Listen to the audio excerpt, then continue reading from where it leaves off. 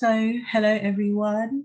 Um, Adiola and I will be doing our official introductions, but we just wanted to welcome you. Thank you all for coming. We're going to just sort of run through the event agenda. Obviously, we were supposed to be in person on campus, so you'd actually be able to visit UCL in person, but obviously that hasn't been the case. But thank you for Zoom because COVID prepared us very well for such situations. So our Zoom agenda is we will be starting at 1:15 officially. We'll be doing some introductions, Adiola and I, talking about the two main groups that have put together this event today and what we want you to get out of this event. We will then go on to our amazing keynote speaker who'll be talking to you for a little while before going into our different student panels. So you'll be introduced to our ACS members and students of UCL who will answer your pre-submitted questions about the Black experience at UCL, but also some on-the-floor questions as well, which we hope you will have plenty of. And then we'll have some advice given to you by our ACS members for both GCSE and A-level, because we know there are different ages on this event, and also personal statements in preparation for applying to university and hopefully in the event that you apply to Yale. So yes, we also wanted to say that in this event, there will be giveaways available for students who are participating, who, for example, are following Zoom etiquette and have their camera on, and who are also sharing and really interacting with one another. So yes, we are excited to have you interacting with us. And then finally, but not least, we'll be having our amazing UCL alumni panel. So African Caribbean background students ex-students who went to UCL and who have gone on to do amazing things to expose you to what life at UCL could propel you into. So yes.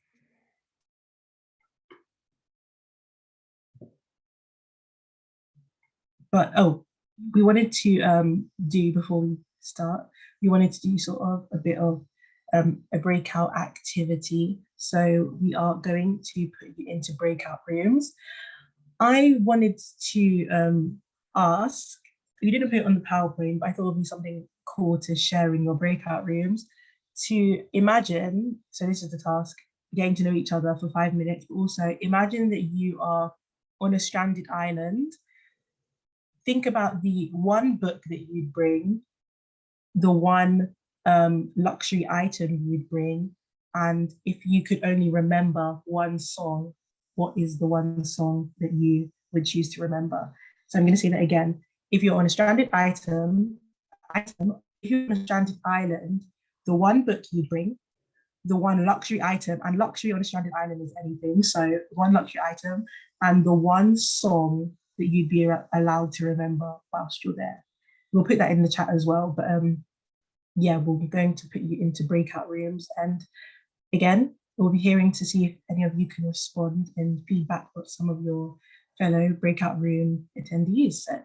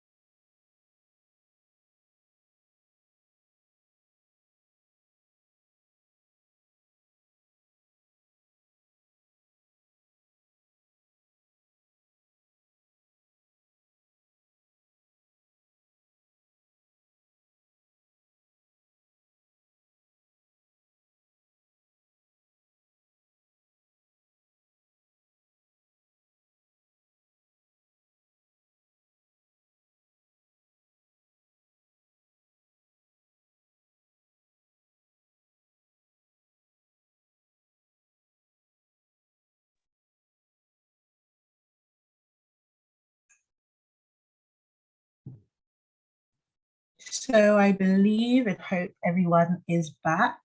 Um, I'd like to hear some of your responses, see if anyone like to raise their hand, their virtual hand to respond. And let me just say, UCL students, not you as yet. Yes, Tommy, is that how I pronounce it? Yeah, that's how you say my name. So I was in a group with this girl called Natanya, and we both agreed that like our favorite like artists that we would like take along would be like Janae Aiko. And she also mentioned a book that like got her into like English literature. And yeah, and we both said we would just bring our phones.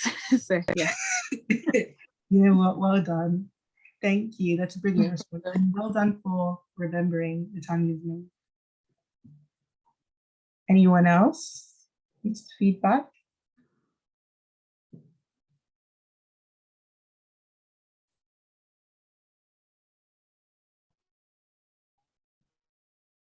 Barry, go ahead.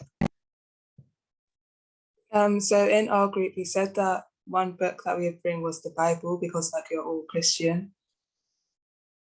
And one luxury item, someone said that it was a pillow or like a coloring book. That'd be brilliant. Did you guys get any songs that you'd? We said that choosing one song would be really hard, so we didn't really get around to doing that.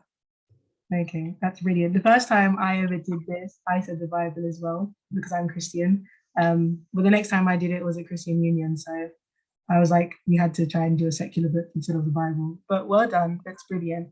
Thank you for your responses. That's amazing.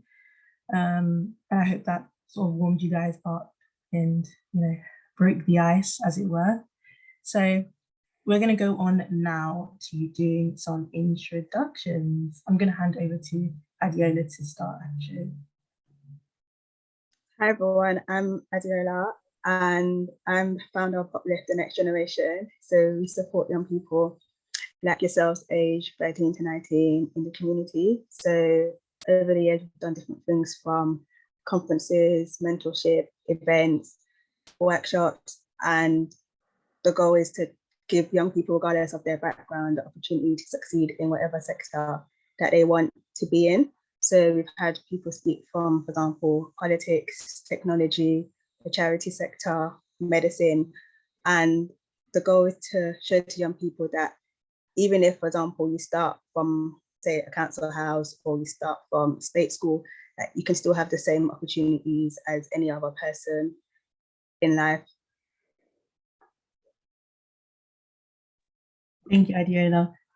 So my name is Tasia Jade. I'm one of the sponsorship and careers directors for UCL's ACS, also known as the African Caribbean Society. So our African Caribbean Society was founded in 2000, and the whole aim is to integrate those of African Caribbean heritage into UCL life, into UCL culture, into UCL environment, and also alongside making Black students feel welcome, it's also to spread and make other people on campus aware of the beauty of the African Caribbean diverse cultures that we have. But also it's making sure that those who are from African Caribbean backgrounds who aren't at UCL as yet, that you get exposure to UCL as an amazing higher academic institute where we are unfortunately unrepresented, but reaching out to you and ensuring that you get the opportunity to understand what can be possible and the potential that you can have if you come to UCL, which we do hope that you do. So I hope that gives a good background summary. I'm going to ask, I don't know if there will be, if there are any questions. And if the questions are too similar to the questions that we ask on the panels, we'll leave them, but just to see if there are any questions about the organizations, anything that you want to know about Uplift or about the ACS in general. I haven't seen any at the moment come up. Okay, but don't be shy. Make sure that if you have questions during the event, do make sure to put them in the chat so that we can see.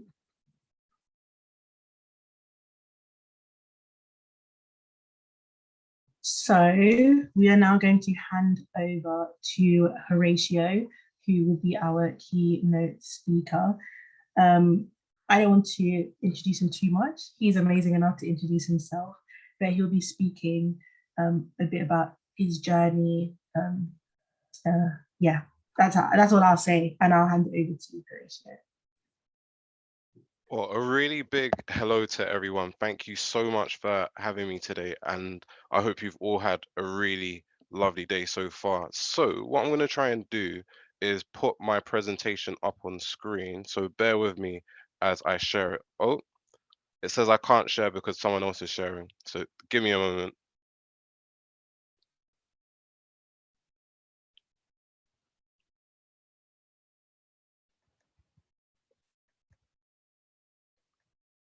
Hello, would the, oh, here we go.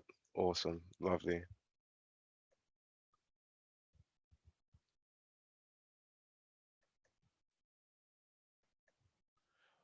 Okay.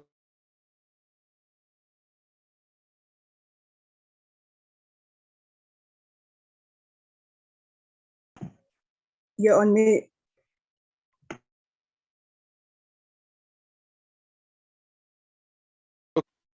Right, let's try that again. I'm not a rookie. Hi, hope you're all doing well. There's a website in the sidebar called menti.com. I'm going to kindly ask that everyone goes onto menti.com and you'll have an opportunity to interact with the interactive presentation that I'm going to be putting in front of you. So if you've already been able to log in, can you like the picture just so that I know that you're in the presentation already? And there's two ways that you can access it. One is either by going into the sidebar, or you can look at the top of the screen. You'll see the website itself, menti.com, and you'll have to enter the code 28915012. I can see that one or two of you have already got in. Excellent. Whilst you're doing that, I'll give a really quick overview of myself. Once more, a really big thank you to everyone in the UCL team and Adiola for inviting me today. So, my name's Horatio. I'm a senior policy advisor at Her Majesty's Treasury, obviously a government department. I'm also the managing director of a social enterprise called YDWC, which I will speak to you more about. I am a school governor at Kingsford Community School and the chair of the finance committee. I am an Aston University advisory board member, and I'm also a UCL alumni. And you can see me here on perhaps my final day of UCL graduating, thinking in my mind that I'm looking very, very sharp, feeling as though I was really, really sharp, and hopefully by God's grace, kind of at the point of being ready for the next step in my journey. And when I speak about journey, I'm really interested in hearing your thoughts. So, what is greatness? That's the question I'm going to pose to all of you right now. And I'm going to ask you to go into the interactive presentation and share your thoughts, your feelings, your comments. What does it mean to be great? If someone has greatness, what does that actually mean? And so, initial reflections, going above and beyond, self belief, really interesting. Achieving what you aim for, standing out, optimism, success, being humble,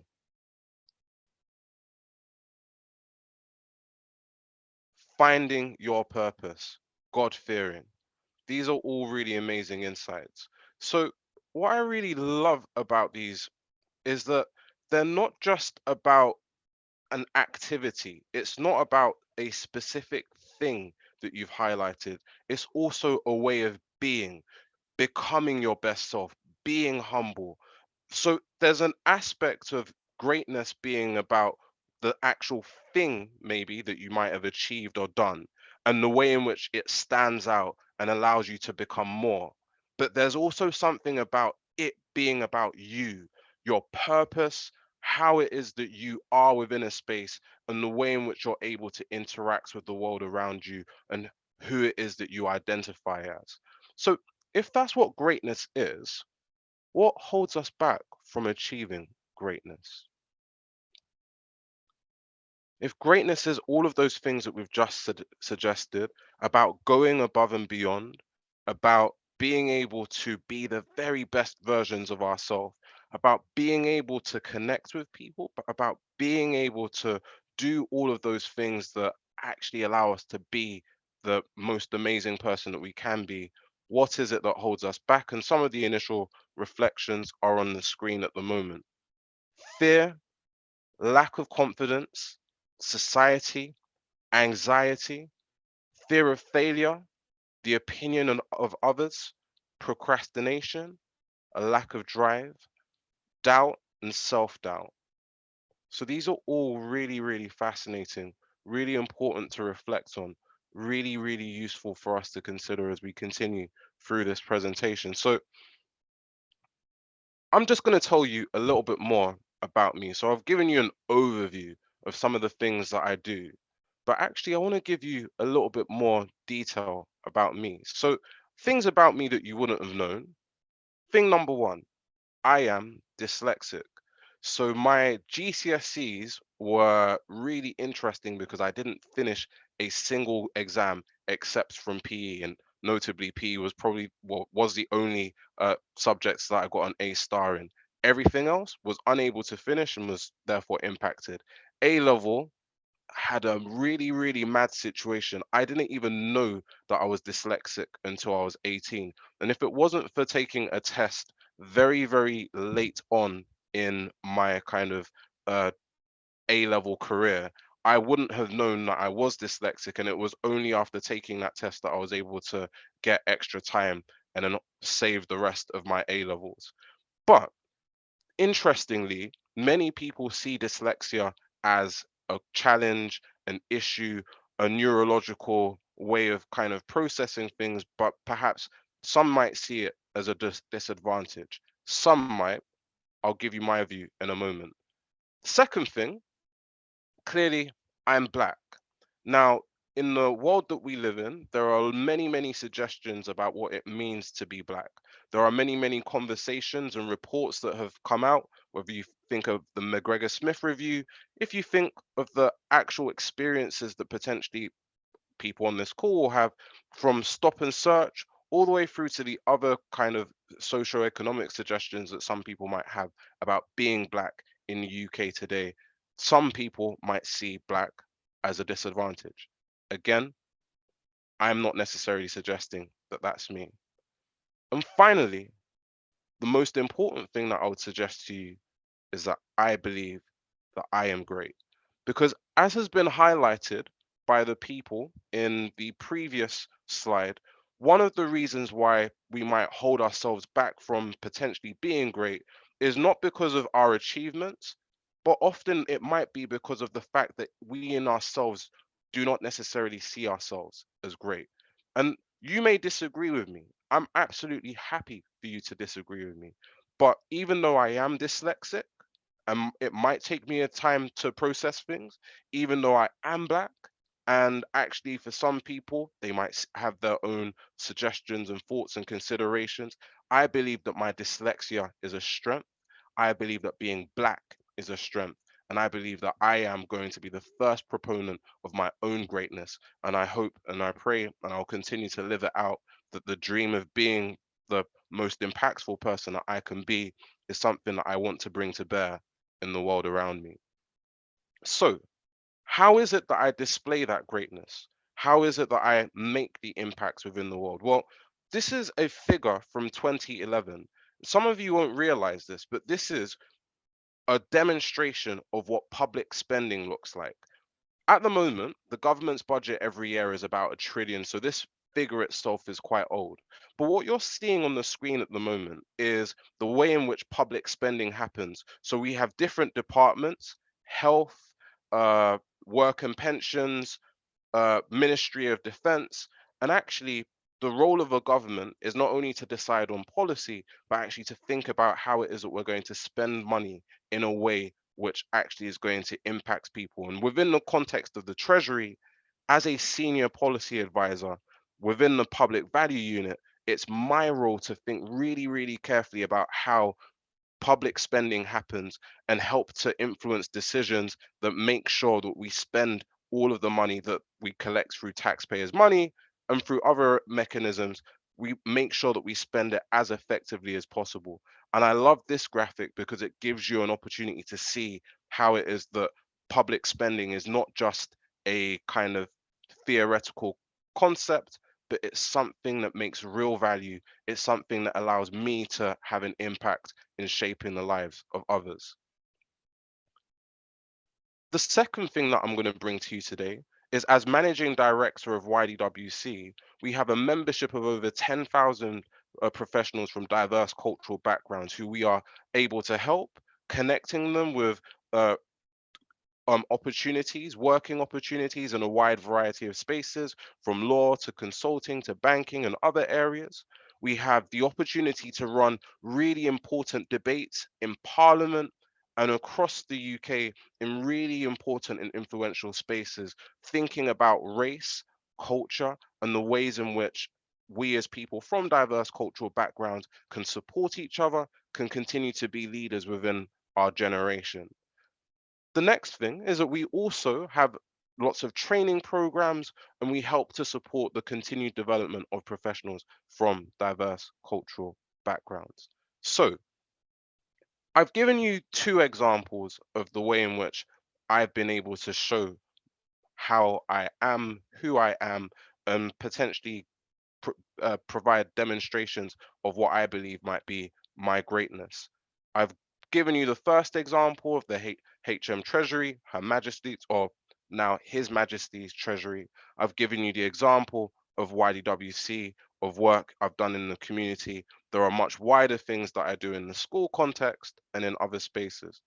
But the thing that I want to leave with you with is, I want to speak to you about investing in your greatness. Now, like I said before, right at the start, some of you may not believe that you are great yet. Some of you may feel that you are on the path towards greatness. Some people might not even be sure if you want to be great. My personal belief is that every one of you in this call has the potential to be great if you don't see yourself as great already.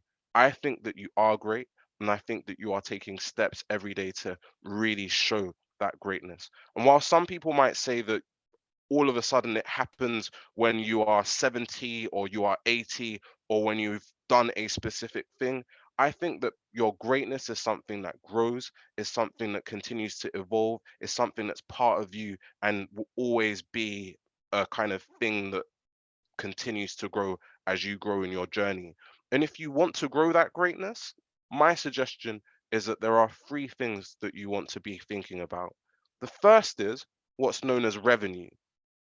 Revenue is the impacts that a person has within a space. Maybe it might be the money that you're earning, maybe it might be the skills that you're able to bring into a space. And when you're in formal education, whether that's at school, college, or university, you are thinking about learning so that you are able to build the amount of impacts that you're able to have. But actually, as time goes on, in a working context or in a wider community standpoint, you are building the skills and the abilities and the insights that allow you to make a really big impact in the world that you live in. And actually, I'm able to make an impact not only in the government context, not only in the business context, but actually within my community as a school governor and in other spaces. The second thing that you want to invest in is relationships. So everywhere you go, you meet people, people who have the potential to work with you to have a greater impact within the world that we live in, within the communities that you serve. And so by investing in relationships, not just getting stuck in the studies, which is absolutely important, but actually finding time to meet people, finding time to build good friendships with people who potentially could be your collaborators in the future, it's really, really important. And relationships can be with people who are your peers, It can be with people who are more senior to you at a specific point in time who can help to bring you up. It might be with people who are coming after you who you want to support so that they have the best possible opportunity to move forward. And finally, you want to invest in your reputation, whether you're on LinkedIn, whether you're on Instagram, any type of social media, or in the ways in which you present yourself through your communication, through your dress.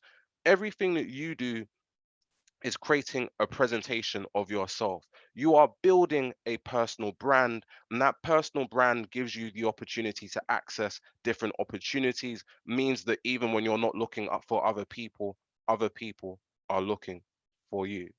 So I'm going to leave you with that, because otherwise I will be speaking for hours and hours, and actually I've only been given a few minutes. So I can only say to everyone a really big thank you for your time and attention.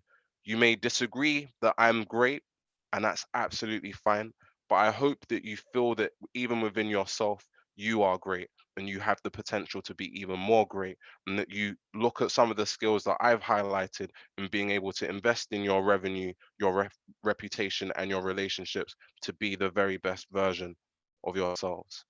So, on that basis, if there are no questions, I'm happy to hand back to you in the UCL team.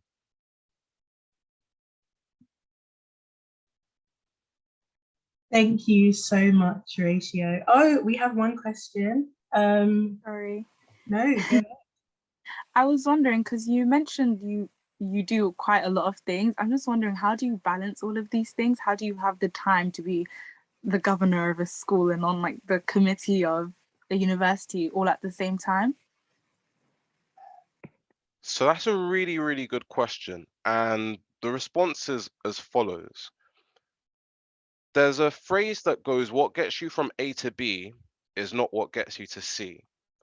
What that means in my specific context is at more junior levels of your professional journey, the things that you might be asked to do might be quite operational or delivery focused. So for example, someone might require you to write reports or to um, design an event or to kind of do things which are quite focused on you being able to produce a specific item or thing.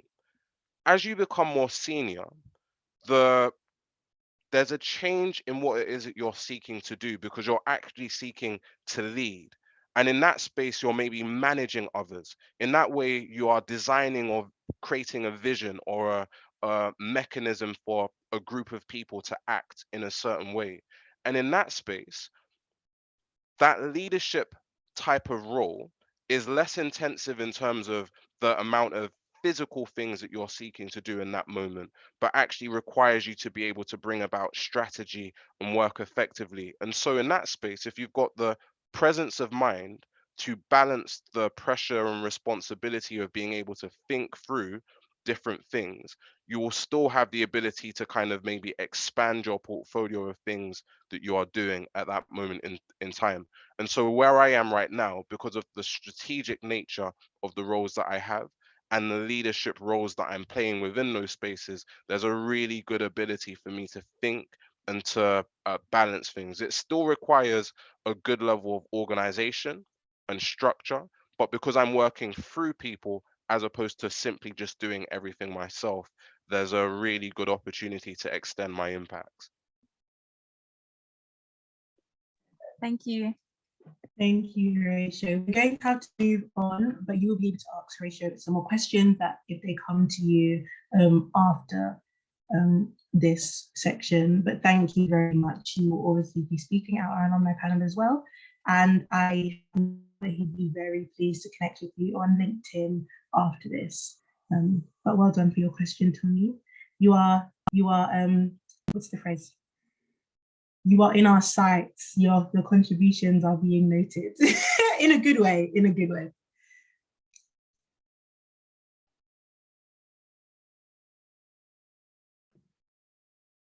So I'll hand over to Adiola. Thank you, Horatio, for your presentation. We're going to now talk about student experience, or what it's like to be a Black student at UCL. And I'm going to hand it over to those on the panel to introduce themselves.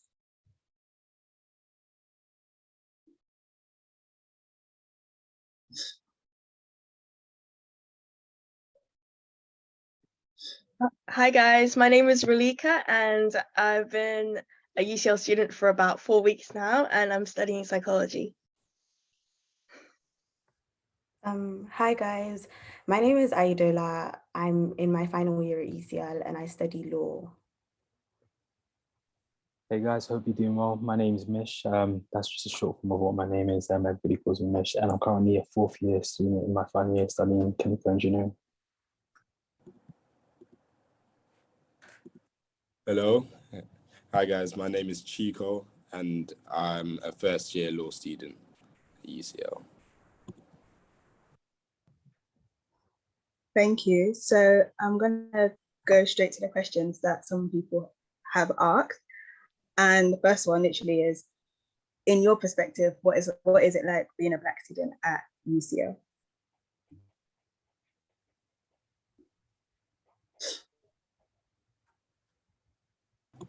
Yeah, I don't mind starting. Yeah, so far I've only been a student for, similar to Relika, what she said, like 4 weeks, and it's been a different experience, like coming from outside of London as well. It's been interesting, but there's so many different things and so many different options available to Black students at UCL. That's something that I've noticed so far.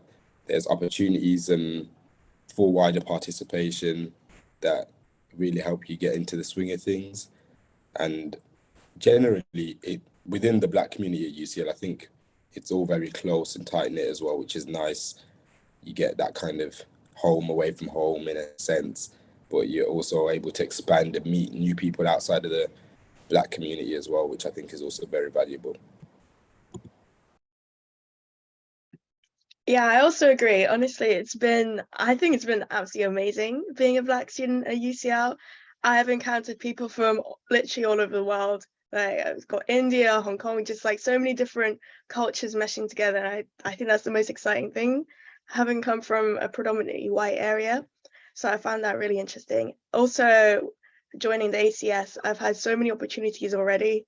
For example, I've been to networking events, I've been to socials, I've been to games nights, I've been to restaurants together, and it's honestly just been really nice to like also have like a family unit with ACS, but also fitting in as well in a diverse culture that UCL provides. So it's not predominantly any race, I would say. So it's been a really nice experience so far.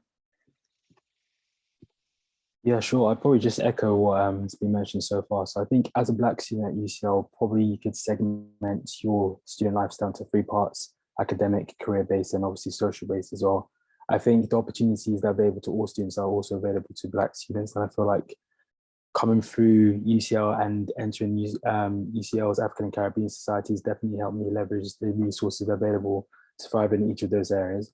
Regards to, let's say, social side of things as well, I've mainly tried to make the most of things with regards to societies. So societies that align with, let's say, my personal interests, whether it's hobbies or my career aspirations, in order that I can, let's say, network with the right people, or leverage the correct online resources, or getting in contact with organizations who are partner with these societies in order that I can upskill in order to achieve my dreams and fulfill my potential that I've come to UCL to actually do itself. I think UCL is definitely connecting you with the correct people, the correct resources, and providing you the tools that you then have to take the initiative and leverage by yourself in order that you can essentially architect and create your own future, which I think is a beautiful thing to see. Yeah, I agree with what everyone else has said.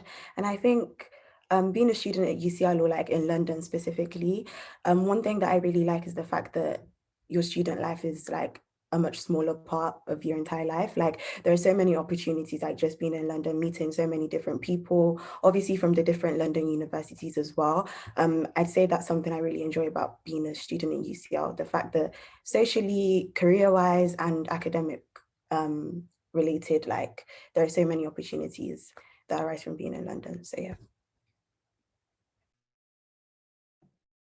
Thank you. I have another question specifically for Ayodela and Nish. And the question is, what part of your student life, like so far over the years, has given you the most lessons or has taught you the most lessons? I wouldn't say it's one particular aspect that's taught me the most lessons. I'd probably say it's as a whole as being the students. I think one thing that I probably struggled mostly initially once becoming a UCL student is probably discipline and time management, because I think once you're in sixth form, okay, so I'd probably say most people here are probably ages 16 to 19, so you're probably either done your GCSEs or about to go through them, and you realize with regards to GCSEs, it's very much a thing whereby you're handed homework, you're then given instructions whereby if you don't complete your homework, you receive such penalties. For example, I don't know, not being able to do certain tasks successfully in the classroom or going to detention and whatnot as well. When it comes to A level, even sixth form, there's a lot more initiative whereby you're given the freedom to choose whether you want to go into lessons or not. And as a result of that, it can actually have an end effect on how well your performance is. Likewise, however, there's also a similarity between GCSEs and A levels, whereby if you don't complete, let's say, certain tests or certain homeworks, then obviously teachers come and reprimand you, for example, detentions or whatnot as well. But when it comes to universities, it's very much a thing whereby you've got freedom and free roam to do things and essentially organize your schedule around your degree in order that you can achieve your degree. But if you choose not to, let's say, for example, go to the classes that you were it was compulsory for you to do at sixth form, you actually have free decision whether to go to those or not, and obviously have the same effect on your end grade. But ultimately, the decision's down to you whether you want to do this or not, which I would advise you to do so. But how this relates to discipline and time management is that there's a lot more responsibility on you to take action for how you want to do your things, rather than having a teacher to always give you the action nudge, or maybe your parents to give you the action nudge, given that either if you're from outside London and you're coming into UCL, you're probably going to be staying in accommodation, or you have the option of being a UCL student and staying away in accommodation. You're always going to have your lecturers checking in on you in the evening, or your parents checking in on you. So it's very important that, based on, obviously, you come to university for a degree, but also you've got other demands, whether it's just catching up with family and friends or trying to build your career around the fact that you're trying to do well in your degree. It's very much down for you to make sure you time your activities around your degree properly in order that you can juggle everything. So I think that's something that I initially struggled with. In order to overcome that, I just became really good with timetabling. So what I tend to do is two main things.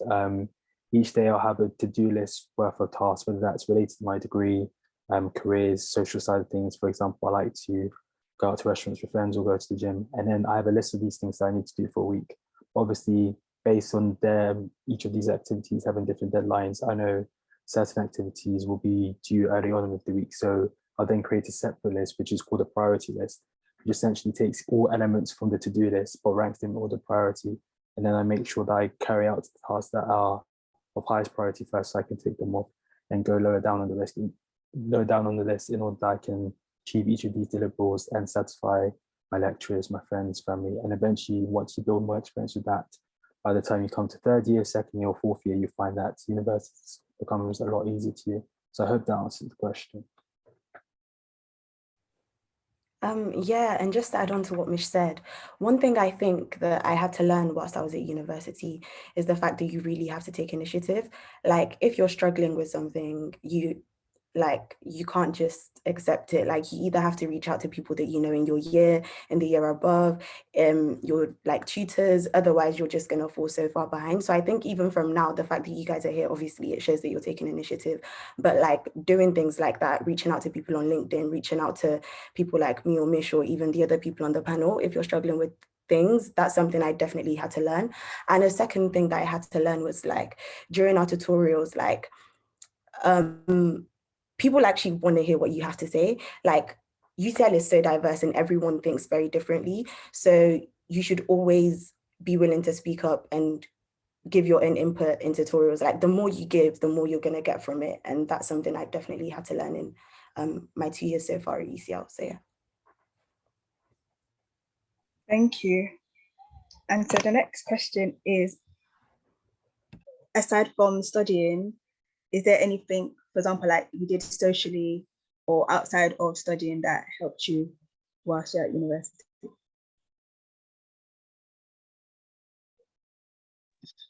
I would definitely recommend joining societies. having been a fresher, I've joined so many now. The one that's really stood out to me and has helped with my balance is Salsa Society. It's not something I've ever done before, but I was like, let me give it a go.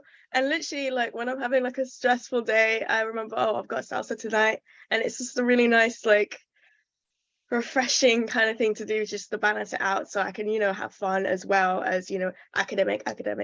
So I definitely recommend joining a couple of societies just to see like what it's about, and also meet like-minded people as well.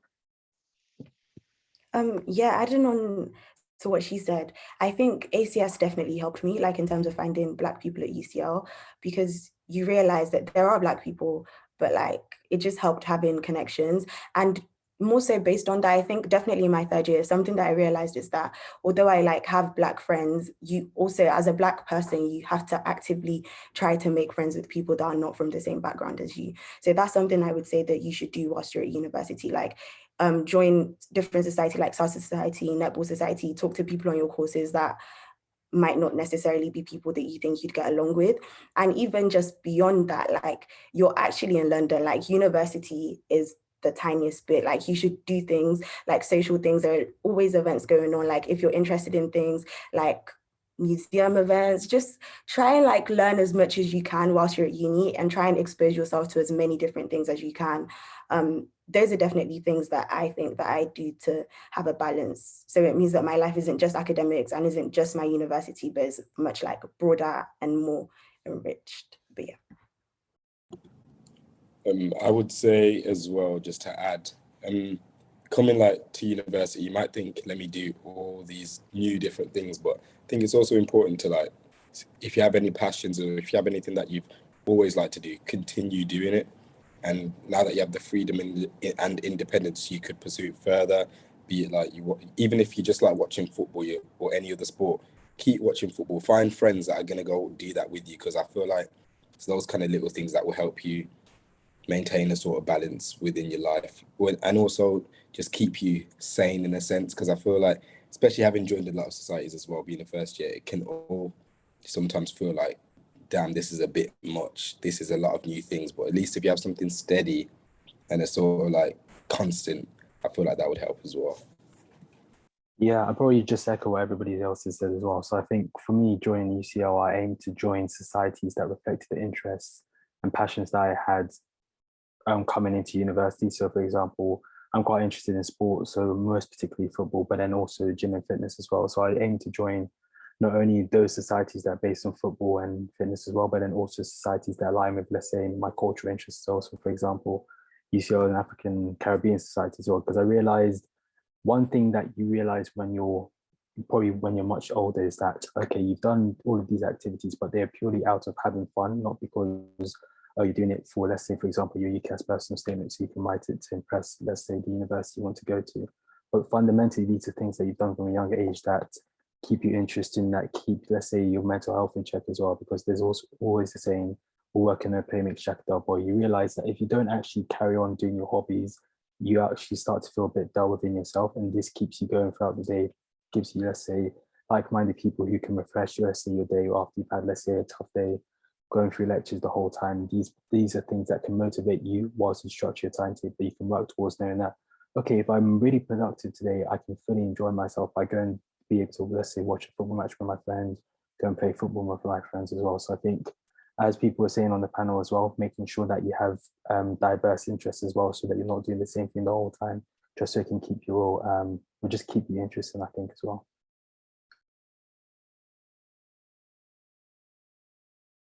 Thank you. Elizabeth, do you want to ask a question?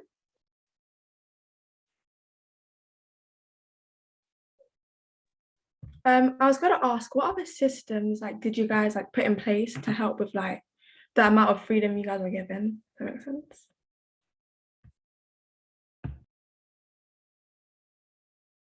Do you mean like freedom in terms of like the fact that we don't have lessons like 9 to 3? Do you mean like Yeah. Oh, okay. I guess for me personally, I do what Mish did. So at the start of the week, I kind of look at my timetable. I look at how many things I need to do, and I write a list and I prioritize them like in order of things, either super important like if I have a lecture tomorrow, obviously I have to do that today. And I also kind of divide it into separate sections. So I have obviously my academics, and also because I'm a law student, I'm applying for like things career-wise. So I also have that and social stuff as well. So I make sure that I try and keep a balance with all three like throughout the week. Basically for me, lists is the most like helpful thing personally. Yeah. Thank you. We sorry, Chico, feel free to go. Yeah. Oh, sorry. Yeah, I was just gonna say, yeah, I make lists and whatnot as well. Like I have a diary and I diarize things. I try and organize days. And to be honest, sometimes things always come up. Like that's one thing. You can't always plan for things like your day. So I think it's about being disciplined. You have to have that self-discipline that no matter what, you have to get something done. There has to be a limit. Like don't let things pile on. And the fact that you're even here right now, it shows that you're organized people. So I think what's important is just to know that you don't want to end up behind. Like you don't want to have to be catching up. Don't want to have to be asking for or wondering how you can possibly catch up. So I think even if things come up, even if you're having fun as well, just have to have that sort of self-discipline to know that when it's time to do the work, it's got to be done. It's not negotiable. Okay, Yeah, thank you. great. I think, sorry, Elizabeth, you said you wanted to mention something. Sorry, what? Oh, sorry, I thought you were speaking. But one thing I was just going to mention as well is that I think a lot of people, including myself, made the mistake that once you go from sixth form into university, all of a sudden you think you're an adult, so there's no need to use, let's say, the daily plan or diary that I think your school supply you with once you're in sixth form. But I think even, let's say, I've been in work experience programs with, let's say, for example, 40-year-olds, 30-year-olds, they still use this same daily planner that we use as sixth form students or not as well. So I say, as Ayodele was saying with regards to the to-do list and priority list, use that on top of the daily planner to help organize your day, and then you'll be able to do everything that you want to do at the end. Oh, thank you, thank you. Tony has a question as well. This question is mainly for the law students. I was just wondering, because I'm just wondering if the workload is manageable, and if it's not, is there anyone like outside of like your friends that you could reach out to, like lecturers that can help you, or is it pretty much you're on your own, like independent work to get stuff done? For me personally, when I started first year, I was like, bro, I can't do this. Like it was so much work to do because you get loads of pages of reading and you think you have to do all of it. But whilst you're at uni, you realize that there are some things that you don't need to do and things are really important to do. So it's definitely a case of like, the longer you're here for, the more you get used to it and the more you know what's really important to do. And in terms of feeling alone, my three main things that I do is, number one, we have tutors. So for our like different modules, I reach out to them during office hours if I need extra help. Number two, something that I do is I talk to, so for example, in ACS, like I've met people in the year above that also study law. If I'm struggling, like I reach out to them and I'm like, I'm not really sure what to do. Like, could you give me some advice? That goes in terms, that helps with like notes or even like when I want to pick my modules or careers, things like that. And also at UCL, we also have like these things called UCL law families. So you're kind of paired with people in the year above that also study law. And that's also been helpful. Like I've been able to ask for notes from them, ask for general tips and advice. So yeah, I think although it is kind of a do it by yourself, again, like if you take initiative and like reach out to people that you've met, it will definitely make things easier. Yeah, that's just my point of view.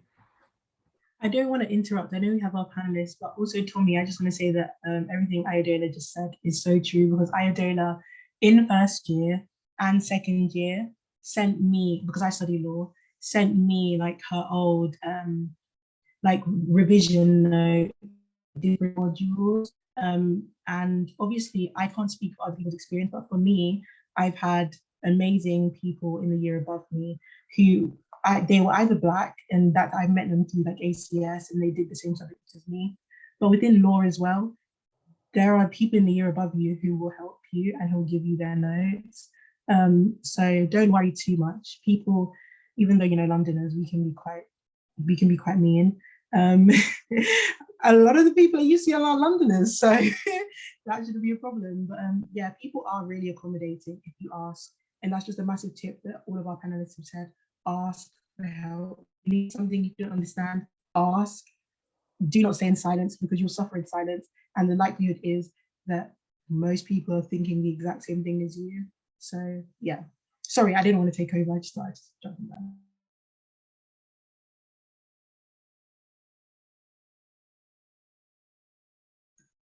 Thank you for that. And yeah, I second that as well in terms of asking for help. Like, I remember when I was doing my undergrad at another uni, there were times where other students were selfish.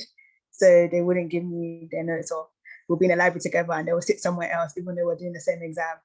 But generally speaking, there are some people who are nice and who will support you. I'm gonna go into another question. So this question is, what aspects of university is the hardest to prepare for?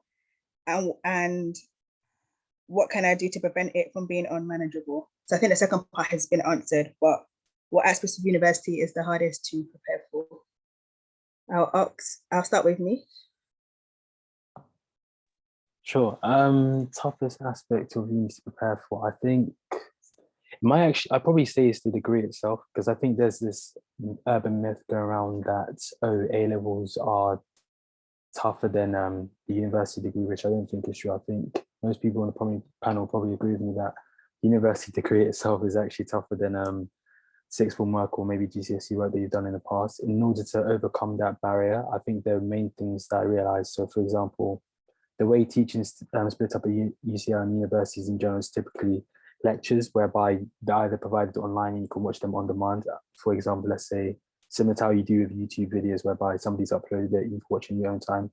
Those are how lectures are given, or they're given in person. So for example, same way that you're taught in sixth form whereby it's live at that very moment, let's say it's good for 2 p.m. You attend that lecture, go away 2 hours later knowing that you've received the information. And there are also tutorials, which are essentially sessions which are basically walking you through example questions that should test your knowledge based on what you've learned in lectures as well. And finally, there could also be, let's say, mock assessments, which you're not marked on, for example, online formatives, which are, let's say, online yes or no or multiple choice question exercises, which should test your knowledge developed from the lecture and also further refined from the tutorial content. And I realized when I maybe necessarily wasn't performing so well in first year, because I wasn't making most of those resources. So for example, going to the tutorials or maybe doing the formative quizzes, which I thought, oh, maybe it doesn't really matter in the end, but it actually helps refine your understanding a lot more. Likewise for how, let's say, homework in GCSE or A-level is done for a reason, so it can help test your understanding. So when you've gone through your mock GCSE exams or your mock A-level, you realize all the questions that you're coming up with, you'll be able to answer right now from, let's say, past paper questions or homework questions you received in the past. So I'd advise one, making the most of online tutorials and also formative quizzes that you can do as well. Likewise for leveraging your resources. By resources, I mean, let's say online resources like YouTube, but also personal resources. So talking to your personal tutors. So each student at UCL is partnered with a senior person who's, let's say, a lecturer in your specific department. So I study engineering. I have an engineering tutor who I can go to whenever I, let's say, send a calendar invite through MS Teams or Zoom to him, and we can meet virtually or in person to talk about my misconceptions or misunderstandings about my degree, or just being generally friends, which I think everybody should be with their course mates as well. And then naturally, as you discuss, for example, maybe you study maths at A-level and there are certain mathematical concepts like algebra that you don't necessarily understand.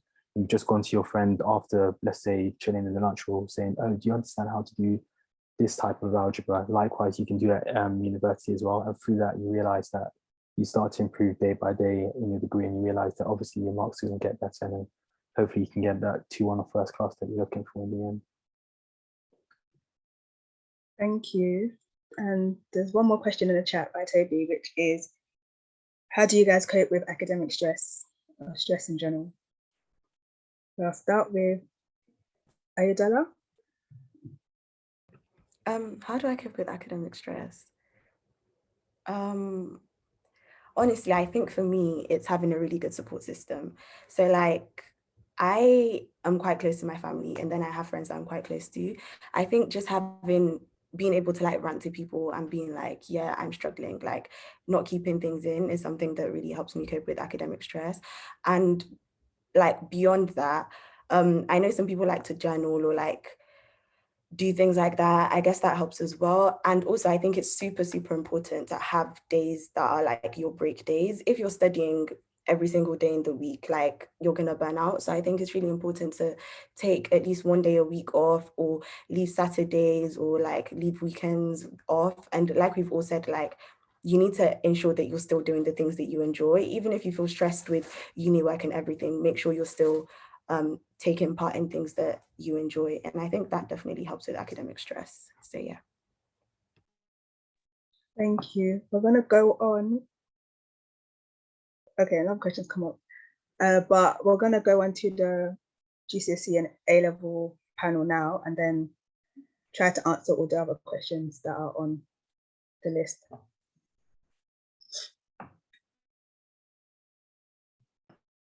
So thank you to our student experience panelists.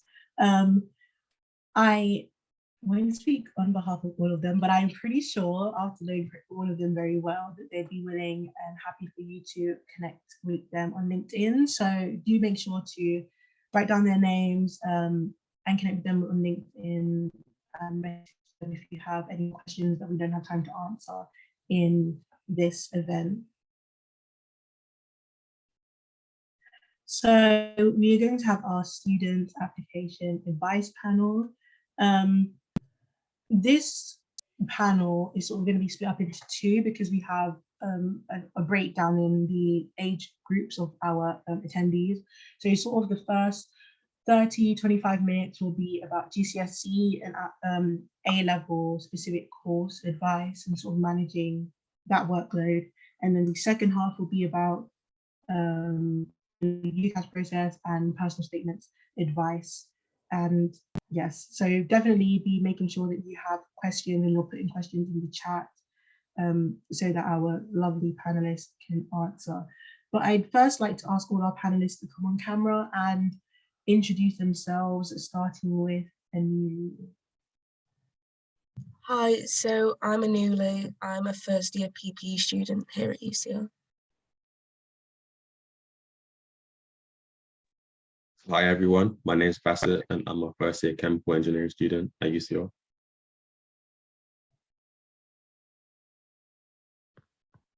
Hello, my name is Mina. I'm a fourth year business management and Italian student, although I look like a fresh as well, first year.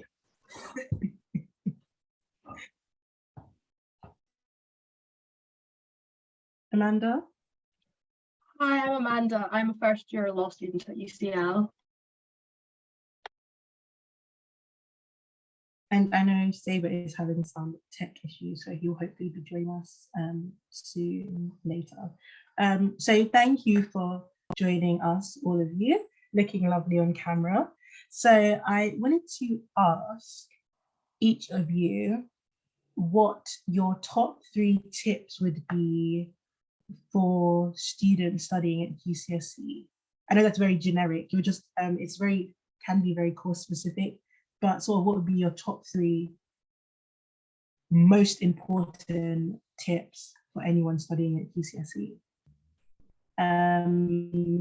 Bassett, I will go to you.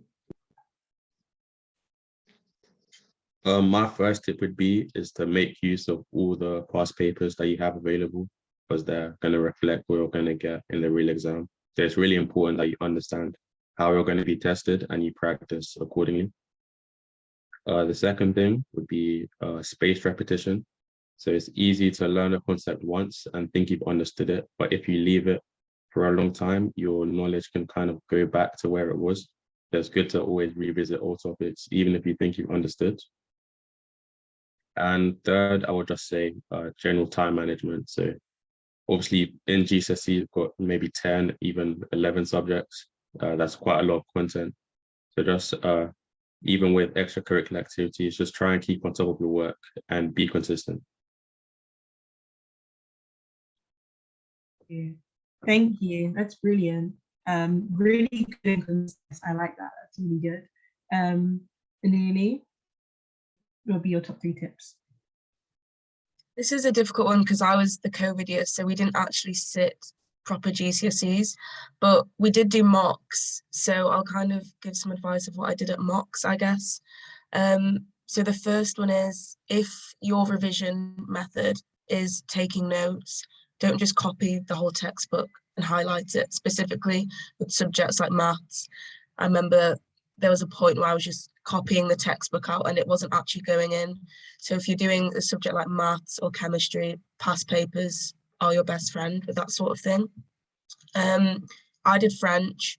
So if anyone's doing like a language subject, I really enjoyed using Quizlet and other apps like Memrise. That was a really good way of just like learning vocab and things like that. So that can apply to any subject really. Quizlet, there's flashcards for every subject on there. And it's basically just an active recall technique, which helps you memorize it better. And then my last tip, I don't know, I feel it'd just be like echoing Bassett's tips that he said earlier. I think it's quite difficult because I didn't actually sit GCSEs, but my main ones would be, don't just copy the textbook and use active recall things like this. Brilliant, thank you. Mina, our expert on applications. Well, so first things first, I fully agree with past papers. I'm a sucker for past papers. A lot of the times, some teachers may not necessarily teach you something that will come up in the exam, which is something that I still don't understand till this day. But past papers will reveal kind of the general idea of what you should focus on. So do as many past papers as possible. Second tips is, and I think this applies also to the next years, A-levels, uni. This tip, plan, okay? Because if you fail to plan, you plan to fail, okay? Like, you better plan. If, everyone has their own technique, whether you want to do it weekly or daily, but take a moment in the morning after you prayed, yeah? Because if you don't have God in your life, I don't know what you're doing, to plan the day ahead or the week ahead and to prepare yourself mentally. But I feel like, especially in the Black community, mental health is not as valued as it should be, okay?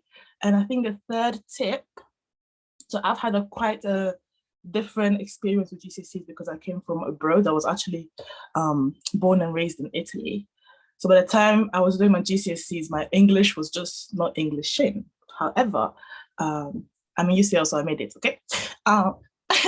One tip that I must give to the GCSE people, when I came in this country, I was very shocked at the fact that they're expecting people at GCSE to know what they want to do with their lives. Because after the exam, they're not going to tell you it's time for you to pick your A-levels, and based on those A-levels or BTEC or whatever path you take, that's where you're going to build up your future, university and stuff like that, or apprenticeship. How? That did not make sense to me. But if there is a tip that I can give you within that specific field, is that the most important GCSEs that you must perform on, English and maths. English and maths, because when I tell you, even at uni, whether it's Oxford, UCL, or whatever uni you're applying to, or in the work field, when they ask you for GCSEs, if they do, because they don't necessarily tend to, if they do, it's going to be English and maths. So all the other 15, 25, 65 that you've done, they don't matter. That it's painful to say, because maybe you're a sucker for history, so you took 80% of your time to just focus on history. No, forget that. English, no, don't forget that, please, don't forget that. But definitely focus on English and maths, and that would be my third tip. Thank you, Mina. And yeah, Mina already did say it. She doesn't literally mean forget the rest of the subject. Like, don't take it literally and then go and call her and say, Mina, I failed everything. It's your fault. What do I do now? And she's just saying, and she's right, English and maths I suppose they're the cornerstone of all the other subjects that you do. So when you have a very good understanding of it in maths, it's much easier to understand the different subjects, the other subjects that you take. And just on a practical level, you fail English and maths. No, yeah, if you fail English, literature, English language and maths, you have to do it again. I believe there's a limit, but the limit is you do it at least 3 times. And if you have to just keep doing it until you try and pass. And most jobs, they need you to have that basic foundation on English and maths. But obviously, all of you who are on this call, you're high achievers. As Horatio said, you are destined for greatness. So I have no doubts that you will be excelling far above just a 4. But obviously, yeah, exactly what Mina said. And finally, Amanda. Well, firstly, I would like to echo like what everyone else has said. But my 3 tips would be: firstly, don't leave your revision to the last minute. Like I've seen a lot of my like classmates do this, but just keep on top of your work like early on, like after each class. Like take some time. Like you don't need to take like a ridiculous amount of time, but just like consolidate what you've learned in that class and just make sure you like that you have a good understanding, and start making your revision notes early as well. So when it then comes to actual revision season, like you've already got a lot of it prepared. You're not now rushing to like try and like collate like all your information, all your knowledge that you need from like everywhere. So like just start as you mean to go on, like and plan. And my second point would be to treat your mock exams importantly. I'm saying this not just as someone who was in a COVID year and then like mock exams did really matter, but just in general, like it's not the end of the world if you don't get the results that you're hoping for. Like, but that's the whole point. It's a learning experience. Like take it seriously. So then like you don't have to stress too much. I think there's a balance. Like don't stress too much about it, but take it seriously so you can see where your strengths are, where your weaknesses are, and what you can then improve on for when the final exams then come around. And finally, I would say just don't be afraid to ask for help. Like I guess your teachers are not mind readers. Well, they're not always mind readers. Like if you're struggling with something, they may not necessarily know. But if you tell them oh, I'm not understanding like this part of the course or this part of the subject, like they should be willing to help you. And as well as your teachers, like your friends, your classmates, just don't suffer in silence. Those are brilliant tips. I'm going to add some, echo again everything everyone said. Everyone obviously talked about practice papers. I'd also suggest either printing it off from the internet or getting, and this applies to A-level as well, or writing it out. Understand what your specific syllabus is. Just because your friend at another school down the road does English literature does not mean they are doing the same English literature as you.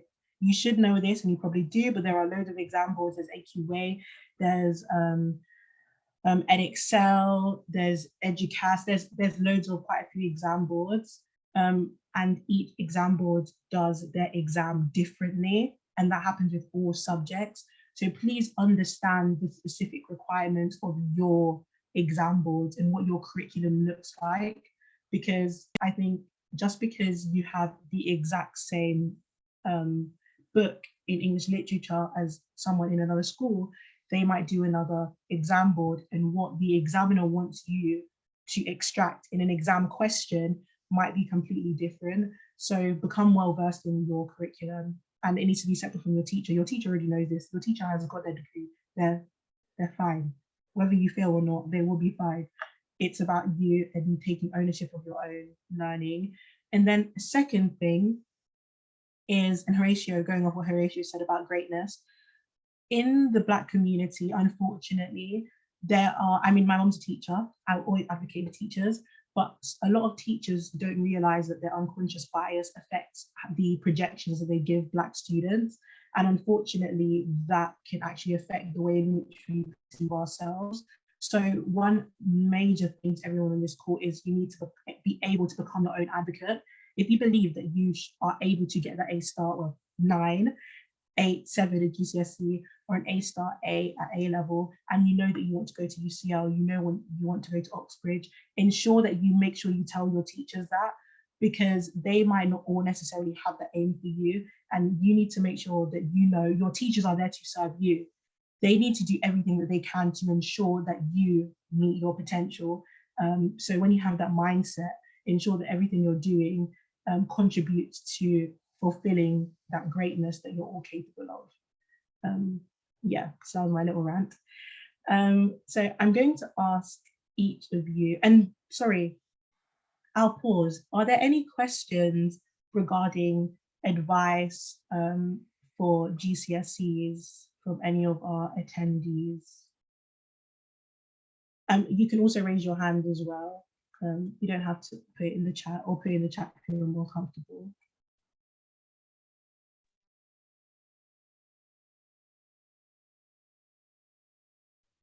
Okay. Well, I'll go on to A-level advice. I know it would probably be a bit similar, but obviously, I don't know about you, but the jump from GCSE to A-level was quite big for me in terms of, yeah, you go from being on this high at GCSE, and then A-level hits, and you're like, whoa, I thought I knew everything, and then the curriculum hits you differently. But sort of, Bassett, I'll go to you. What sort of challenges did you face at A-level that might be slightly different to the challenges you faced at GCSE, and how did you overcome them? I think the first challenge is actually choosing your A levels. So with GCSEs, it's not too important what you choose, but A levels or picking 3-4 subjects, and you're sort of restricting yourself kind of to a certain degree or career path. So I would say think wisely about what you want to do, what are your strengths, and then choose your A levels. It's not a decision that you should rush.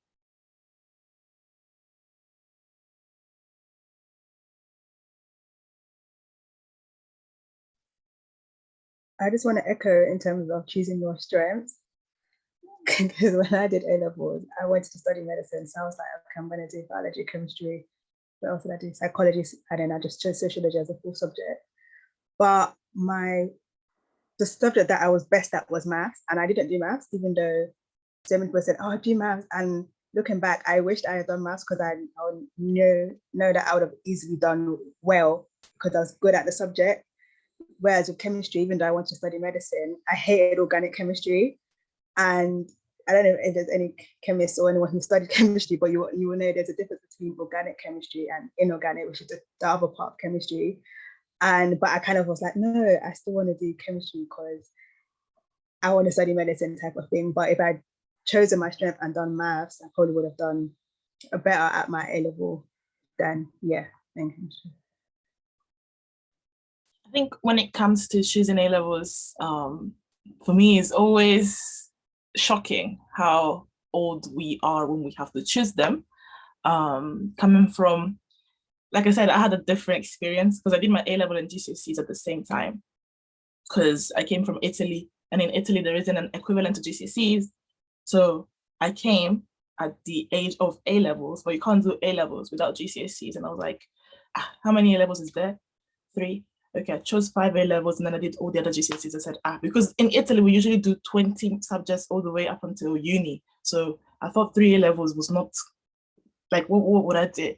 So for me, it was a different experience because A levels were pretty simple. It was just a bit confusing in terms of language, really and truly. But if I was to give a tip, is really think, just try. I know it's hard because I failed to do that. Think of what you want to do in the future. Because what I did was I chose A levels based on what I was best at in Italy, and that's human sciences, so psychology, sociology, all of them things. But when it was now time to go to uni, I knew I didn't want to do psychology because at the time everyone else was doing psychology, and me, I was thinking of the money in the future and how saturated the market will be. And you see, we're trying to do better than the past generation. And I know psychology was not going to be the path for me. And so after finishing all those exams for nothing, not for nothing, but without having the destination after that, I had to rework my studies. And I then went on to doing a access to higher level course to do business because I felt like it was quite broad. So maybe if you are choosing your A levels, first things first, don't just stick to 3 if you can, add a 4th one because you never know. An extra one can always help. And try to go for paths that are quite broad in the sense that it will open you up to more paths. Because I was shocked to see people that were doing stuff like drama and PE with no intention of, sorry, just a question, with no intention of, pursuing that path, because then you're going to waste 2 years of your life. And yes, you might get great grades, but you can't use them in the future. And I think you should really think of something that opens more doors so that you have more options when it's time to then think of whether you want to go to a university or apprenticeship or traineeship or whatever you want to do. I would add on to what everyone else said. First of all, I would preface this that I didn't do A levels or GCSEs. Like, I grew up in Scotland. We have a completely different education system. But I think like the advice I could give would still is still applicable. And I would say like it's really important to like do your research, like look at different university website pages and look at their requirements in terms of perhaps subjects that you need to take. So I know like for law, for example, which is what I do, like there isn't necessarily any particular subjects that they mandate that you have to take. It's just that you do well. But then for certain other subjects, there might be particular subjects that if you don't take it, then like it's very unlikely that you'll get a place. So just like bear that in mind, like as much as it's about taking subjects that you enjoy, it's also about like taking subjects that like, at the end like will actually help you like to get into the universities. And then just note that like what one university might require for like a certain course might be different from what another university might require for the same course. So it's just like bear that in mind. And then as has been already said, like try to pick subjects that will keep your options open. Like it is a very young age to be like deciding what to do in the future. So it's just by like not closing off like too many doors like too early on. And then as well as having a look at the subject requirements, like have a look at the grade requirements as well, because it should normally say on the website. And then just like I think be ambitious, but also like think realistically as well in terms of like what you have achieved already, what you are likely to achieve. Like there's no point applying to like using all 5 of your UCAS choices to that are like way above like what you might realistically achieve, because like you need to give yourself some options. So maybe like a couple ambitious ones and a couple more like safe options as well, and make sure to see if to check if you're eligible for contextuals, because if you're eligible for contextual offer, then like your grade requirements might be lower. And again, like this will vary from university to university, so just like look out for that. Thanks, Amanda. Also, a quick tip, actually. We'll go on a break after Mina. For 5 minutes. Go ahead. One thing that I didn't know about, I wasn't aware about, is the availability of scholarships. There are so many scholarships that you guys can apply to whilst you're also doing your exams. And I think you should do some research. Just for example, Black Heart Foundation, there's a really good... Let me stop you there, because our second half is going to be more focused on that. Oh, is that? Okay, cool. So we're going to go on a 5 minutes break. So everyone can, turn off their cameras, get a sip of water. Mina's been doing it. She's keeping her daily intake up. A sip of water, a cookie, something, stretch your legs, get away from the screen for a little bit, and we'll be back at 40 past.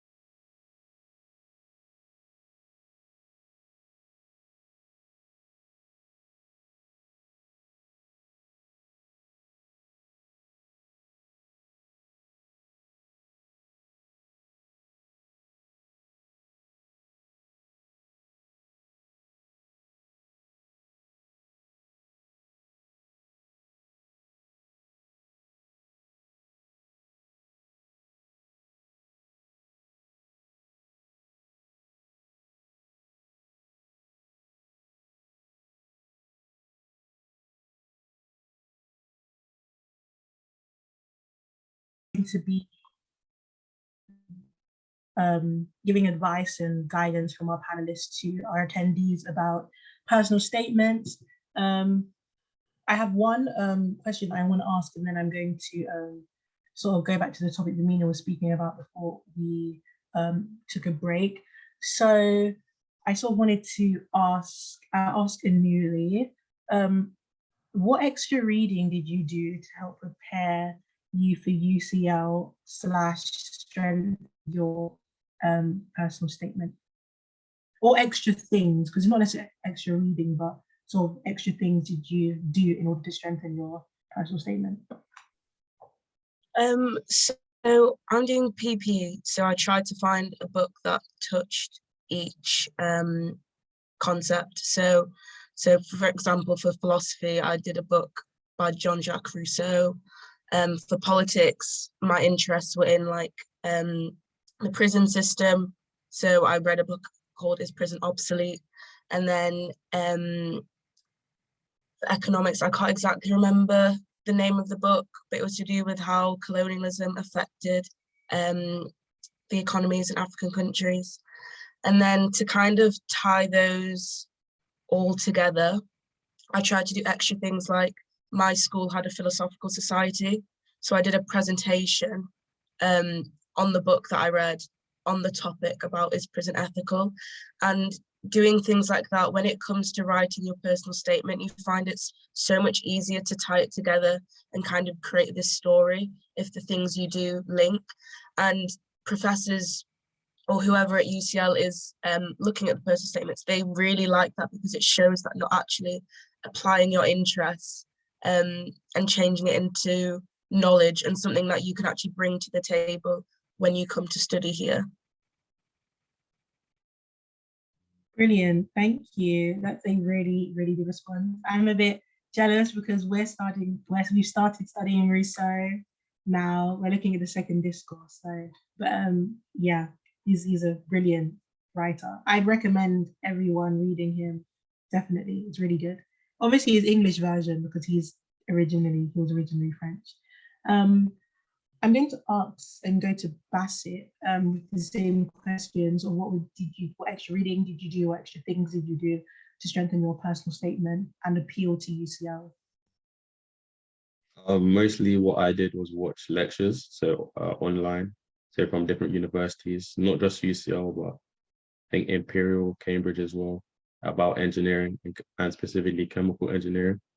So, and I joined my school's engineering society, and I did kind of a research project about chemical engineering with a group. And I think this looks good because it's similar to the kind of thing I do on the course now, where you have to research something or design something as a team. So I think that's, it looks good to whoever's reading your personal statement, and it shows you're sort of prepared for the course already, and you have an interest outside of your A-levels in the subject you want to do. So yeah, especially for more practical or STEM subjects, maybe reading isn't your thing, but even YouTube lectures, that's something, or finding a concept that you're really interested in and learning more about it and putting that in your personal statement would be really useful. Definitely, that's brilliant. I mean, it links into what Mina said, and I'm going to let her talk just in a second, all about what universities want to see. They want to see that you understand what's your specific subject you're applying for, what's studying that university, their specific university, which can be kind of hard, but what that looks like, because whilst you might study English literature at A-level, English literature at UCL will be different. It will be more technical. They'll require more skills or a deeper understanding of the skills that you have now. So they need to see that as applicants, you understand what will be required of you. Not completely, obviously, because you're not here, but you have an indication. And as Bassett and Anuli have said, that you've gone out of your way to show you are willing to go above and beyond to get that knowledge. Don't know if any of you are applying to Oxbridge. I applied to Cambridge, and one of the things that Oxbridge they call it, is it further curricular? I think they call it further curricular. I can't remember, it might be the wrong phrase, but what is it, Amanda? It's super curricular. Super curricular, thank you, Amanda. So super curriculars, it's not just the clubs that you do, but it's the above and beyond, as Bassett said, and Lily said, it's the academic articles that you read to show that you have an interest in chemical engineering specifically, that you understand that with a PPE course, it's not just one thing, it's 3 combined subjects put into one, and you need to have an interest in each of those. So that is really important. But as Bassett said, talking about sort of the things that extra that you do links into sort of what Mina is talking about, because getting access to these opportunities and showcasing in a personal statement can be quite hard, but there are a lot of opportunities such as scholarships that are out there. So I might let Mina touch on that now to talk about how you can emphasize how amazing you are in your personal statement. So once again, I've had it a bit differently than the others. And that's because I didn't even know I wanted to go to uni at some point. When I was doing my A-levels, I didn't think of, I'm going to go to uni. When I found out that in the UK there is an apprenticeship, I said, wow, you get paid and you get the qualifications, that's my path. And then my dad kindly let me know that that was not an option and that it was just uni. Like that was the only path in this family. So that's when I went to do the Access to Higher Education course, where I then did also my personal statement. But it was quite interesting because when I applied for UCL, so I knew I wanted to do something that I'm gonna say gave me money. Okay, I had a set amount of money that I wanted to gain per year at the end of my degree, because if I'm gonna spend £9,250 per year, when in Italy it's free, I might as well get, ROI, return on investment. So I really buckled down on the degree that would give me the most money. And then I did, I'm doing a dual degree, so it's 50-50. So it's business management and then languages. And what had happened, so I applied to 5 unis and I had 1 unconditional and 4 conditionals. To this day, I don't know why I got an unconditional because, but anyways, the thing that was really important, I guess, that I can give you guys was from UCL. There was basically some extenuating circumstances with the rest of the class that I was in, which was very competitive. And at the time, I had a health condition that led me to not being able to attend physical class as much.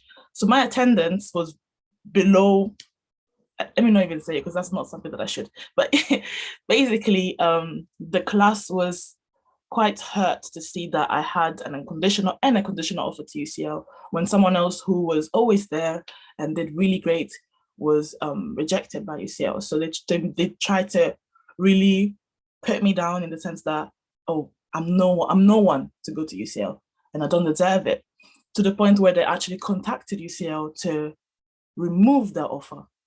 And so I was contacted from UCL. So it was that's why I mean it's a bit different. And they gave me an interview where they asked me what mattered for them, which was why I chose those 2, that dual degree. And especially for the business management point of view, if they asked me if I was aware of the modules that I was going to be facing and what I thought of each module. So in uni, when you go to uni, it's not going to be like, subject, the lesson will not be structured in the same way. So every degree has different modules that some are optional, some are compulsory, and they were really interested in finding out whether I had done my research within, about all those modules and what I thought, what my opinion was, and why I was interested in those opinions. I was basically there to plead my case. So after that, they kept my offer. And I then found out that UCL was a really good university. Like, that's why, because coming from abroad, I had never heard of UCL before. So all you can hear outside really is Oxbridge. So when I then found out that UCL was, such a great university at the time, it was 5th in the world within that subject field, I was like, oh my God, like, this is actually, yeah. So then the rest is history. I'm in 4th year. And you guys might probably join the rest of the team in the upcoming years, hopefully, because UCL is a great school, it's great. It's definitely great. And so, yeah, just the tip is make sure that you focus on it's only 4,000 characters, right? Don't talk too much about what you do like you play netball. Like I know that it's important to talk, it's personal, but no one cares about netball.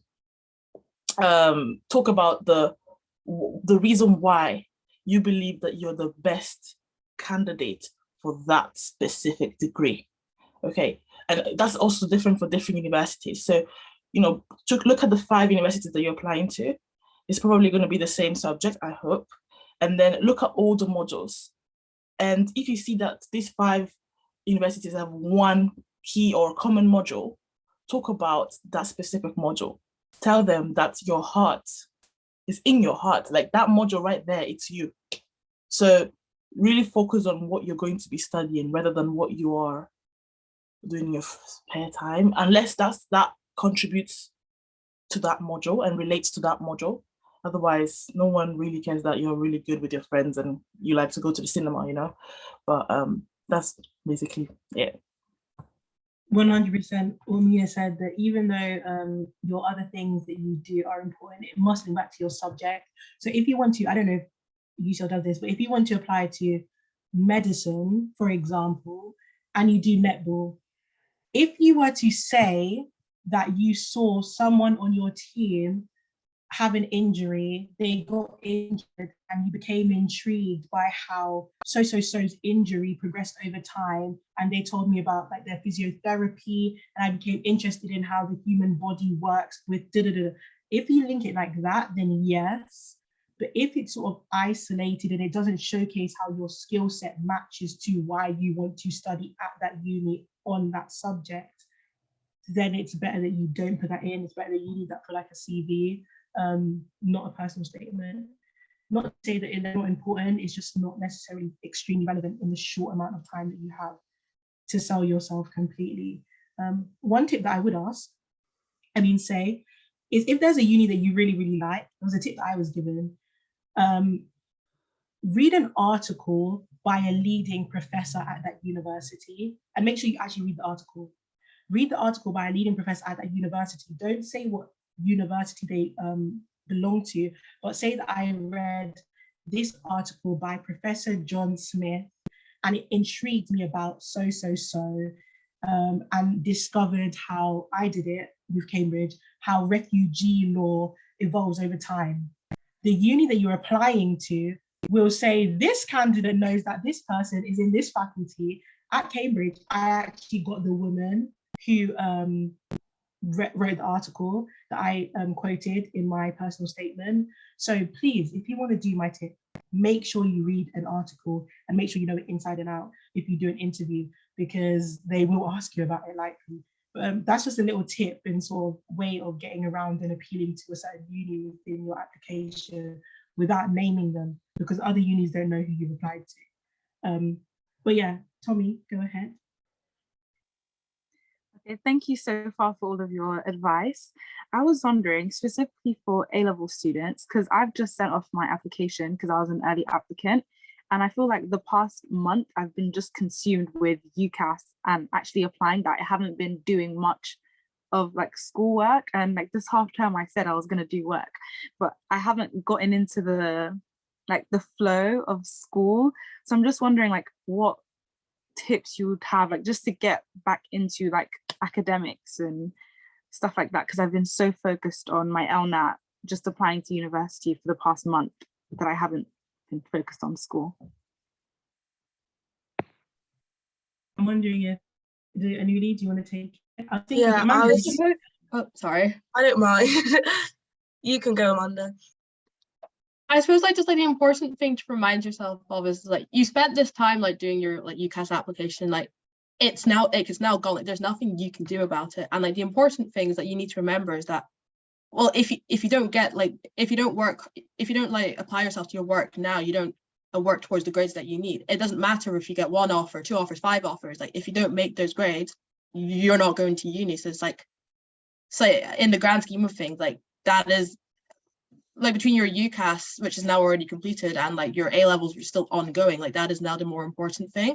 So it's just like try not to get too worried about like, oh, like when am I going to hear back from universities? Like especially if like some of your classmates are maybe hearing back earlier than you are, just like don't let that get to you, and then just just focus on like achieving the grades that you need to get into those unis should you get an offer. Also bear in mind, a lot of unis take quite a long time to get back. King's takes forever to get back. UCL takes a while sometimes as well. So yeah, really just depends on the subject, on the course, and on the particular universities. Especially as you said that you're applying for law. Like law is incredibly competitive. Like they will take their time to go through all the applications, and like they're really like it'll get really nitpicky. Like they'll take their time. So especially like, don't feel too disheartened if like your classmates who maybe apply to the same university for different courses are hearing back earlier than you are. It doesn't necessarily mean that you're not going to get in, or that you are. It's really just, it depends. And it's also important to remember that while some universities might give out offers on a rolling basis, some decide to not even look at any applications at all until after the January deadline has passed. So like there's no, I mean it's like easier said than done, but like there's no point worrying about whether whether universities will get back to you, because like it's really just not in your control. So it's just focus on what you can control, which is like preparing for your exams. About getting back into academics, I would honestly say like it's October, so don't stress yourself out too much. I don't know when your school do mocks, but mine were in February. And I feel like you seem like a very intelligent girl. You're going to do the working revision. Don't cause yourself anxiety, because if you're an early applicant, it means you've clearly put effort into your personal statement, and that's going to pay off later, because you might feel like you're slightly behind now, but that's only because everyone else will go through the same process you have later. So you will have time to catch up. I remember the stress and the admissions tests. It was a very stressful time, but you will get back to the swing of it. It's October, November. What you do now is not going to make you fail your summer exams later. So don't stress too much. Yeah, thank you. We're going to have to finish up. I do want to ask Toby's question to Bassett. It's in the chat. Were there any obstacles or setbacks during your student application process, such as low predicted grades, interviews, etc., and how did you overcome it? So I actually did. So for one of my subjects, I think it was chemistry. So the way my school did it, we had an end of year exam, and that determined basically what your predicted grade was, despite all the other exams that we done earlier in the year. And during this time, I had quite bad family circumstances. One of my aunties was in really bad health. We had to go visit in hospital around the time of the exam. So I didn't do as well as I usually did. But if you let your school know, so I let them know about my situation, and they gave me another opportunity to sort of redo it later or earlier in year 13. So I think this is about communicating with your school about these kind of things, because everyone can have setbacks if it's out of your control. So yeah, communication is the most important thing. And about interviews, I wouldn't say I had any setbacks, but that's because when I did get an interview, I made sure to prepare. So I sort of looked at kind of old interview questions, what I would say if I got this question. The good thing, don't memorize answers, but know how you would answer the question. But it's very easy to tell if we're just reading an answer that you pre-learned, and it doesn't really show that you have a passion or that you want to study that subject, just like your learning process. So don't memorize, but definitely prepare in good time if you have any interviews. Thank you so much, Bassett. We have to close up because of time, but thank you so much to our amazing panel. You have been brilliant. I had no doubts that you would be. Yeah, so thank you for joining us again. I think that our panelists will be more than happy for you to add them on LinkedIn and message them after. Please do. When people tell you to do this, I've heard from people I've spoken to, 90% of the time students do not, and then they don't message the people after. And do it within at least a day. Like that's just like a general rule when you meet anyone or interact with anyone, and message them when you connect saying where you saw them. So I really enjoyed you speaking on the student application panel at the ACS and Uplift Black Access Conference. Can we connect? Literally, that's it.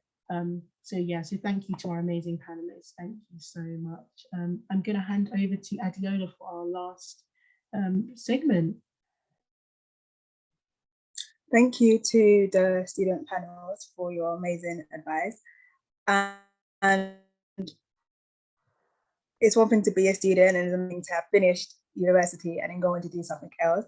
So now gonna meet some of UCL Black alumni, and I'm gonna get them to introduce themselves, what they do, what they studied, or what they do now.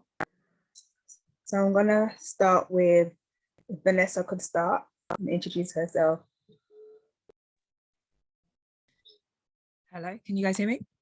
Yeah. Lovely. So hi, my name is Vanessa. I have recently, as in like 3 weeks ago, I guess, just finished at UCL. So at UCL, I did my teaching degree, which was my postgraduate diploma. So it's been interesting hearing all of the opinions and thoughts on what it means in terms of education, especially as an English teacher. So thank you to the person that was saying English was one of the most important subjects, because it is. So I'm an English teacher by trade. That's what I do. So I did that for 2 years at UCL, and then what I've just finished is my master's in educational leadership. So I was doing that full time. So I did both degrees full time whilst also working full time at the same time.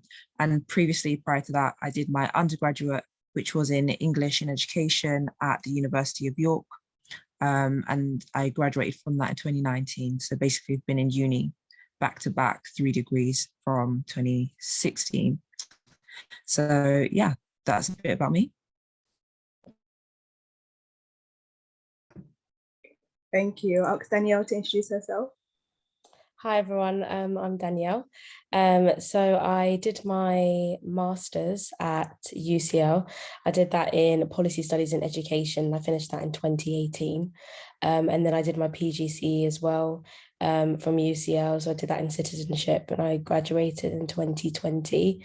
So I'm also a teacher and a head of year, and then I run an education consultancy as well. So that's a bit about me.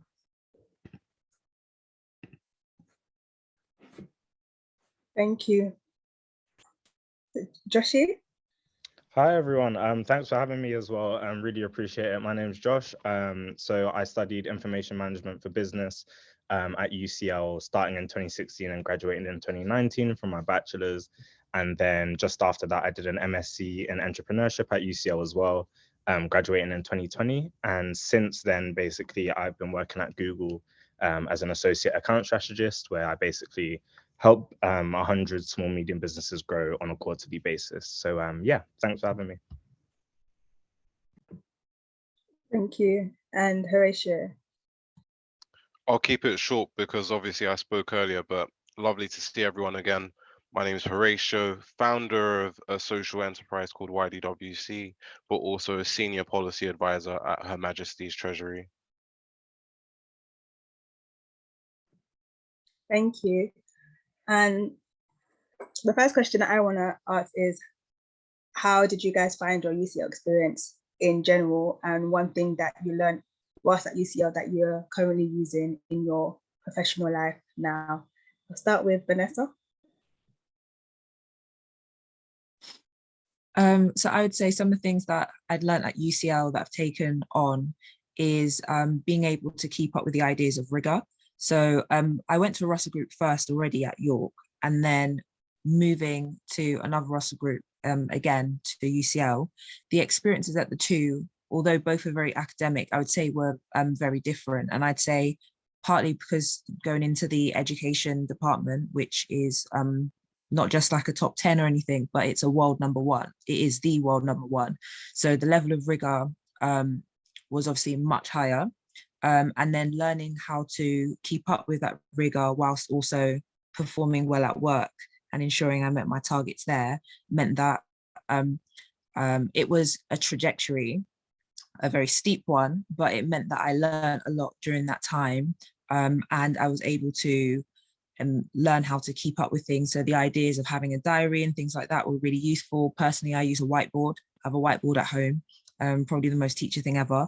But having that whiteboard is really helpful to me because I can write things out on it. So earlier on today, I was like standing in front of it.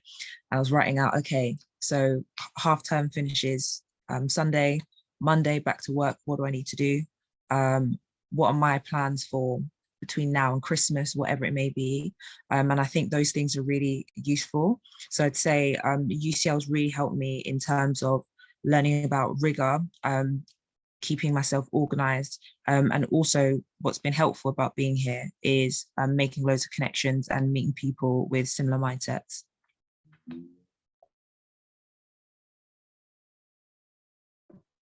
Thank you. I'll go on to Josh.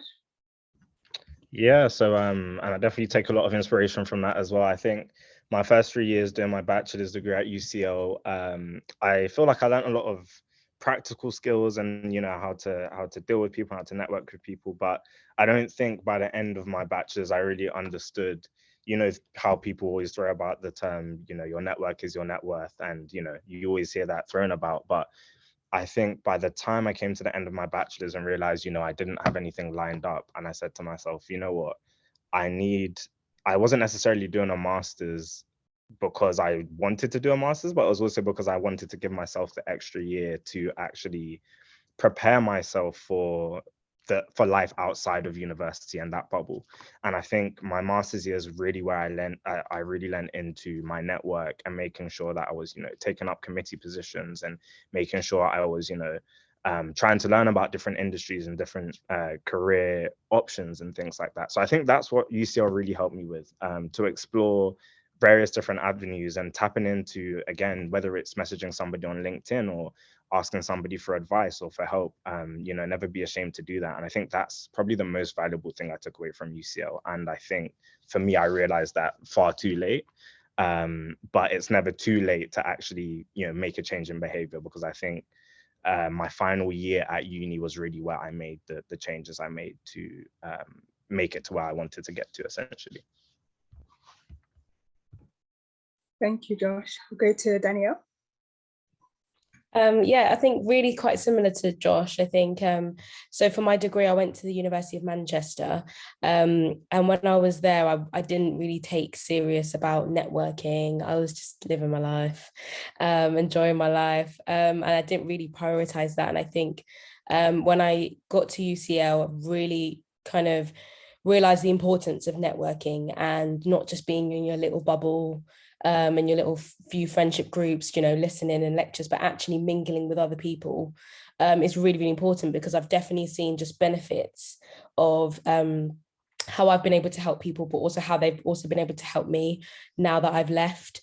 I think also just really connecting with your lecturers as well. Again, when I was in Manchester, didn't really even know, I can't remember any of my lecturers, if I'm honest with you, but in UCL, it was like, I actually, if I needed to ask a question or if I needed some more clarification on something, I would email them. And because of that, when I now went on to do my master's, when I went out to do my PGC, when I'm hopefully going to do my PhD, I've been getting a lot of good referencing. I've been getting a lot, they actually know who I am, and I think it's really, really important. So just kind of caveating from that is just networking and yeah, just actually connecting with the lecturers and things like that, I think will benefit in the long run with whatever you want to do. Thank you. Horatio? So the thing that I really enjoyed about my experience at UCL was the number of new challenges that it presented. So in the first instance, I never made it to the first team for basketball, but the fact that there was an opportunity there to really test myself was really, really interesting. And actually the seminar nature of my course as well meant that actually when you came up with an idea, it wasn't enough just to have the idea. You had to be ready to defend it against others to kind of refine it. And that was a really beautiful experience. And the thing that I take forward from my experience at UCL is the importance of asking questions. So some people can find themselves in situations where they think, I'm not going to ask a question because maybe people might think that I don't know what I'm talking about, or I'm a little bit scared that other people might see me and think, surely you're a bit silly. And actually, there was a real ethos and culture of being able to make sure that you ask the question irrespective of how you think other people might treat it. And today, when I'm speaking to ministers and others, actually, sometimes those questions which might seem silly are fundamental to actually being able to make sure that we make the right decisions. So that's the thing that I take away. Never be scared to ask the question.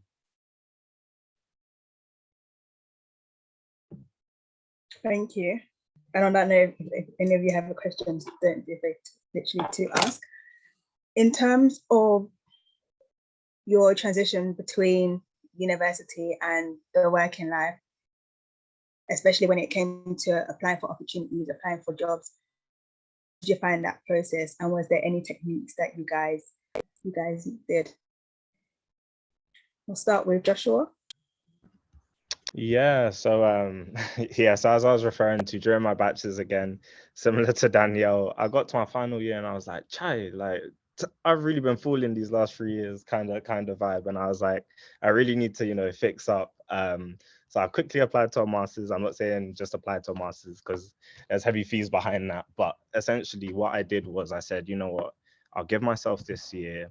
I, for some reason, wasn't even really aware of kind of what even things like SEO London and your Bright Networks and your rare recruitment. Like I was always focused on going into the tech industry.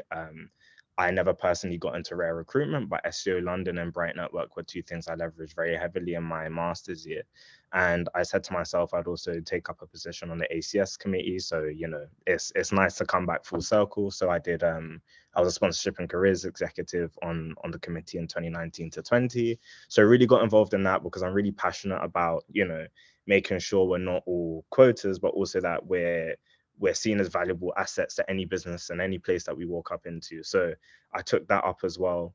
So making sure that, you know, whatever company you go to, when you put down your CV, there's enough to differentiate yourself from the hundreds of thousands of students that are also getting degrees. So, you know, sponsorship and careers, SEO London, Bright Network.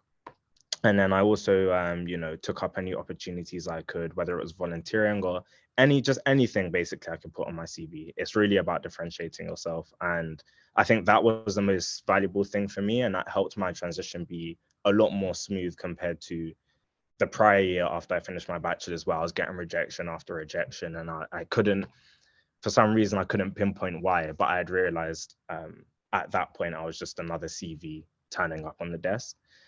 So yeah, I just advise to network as much as possible. And also on that point, I can be very uncomfortable to network. Sometimes it feels very superficial and transactional, but I'd advise you not to see it as that and more see it as like a way for you to get as much out of your experience outside of the lecture room or the seminar room.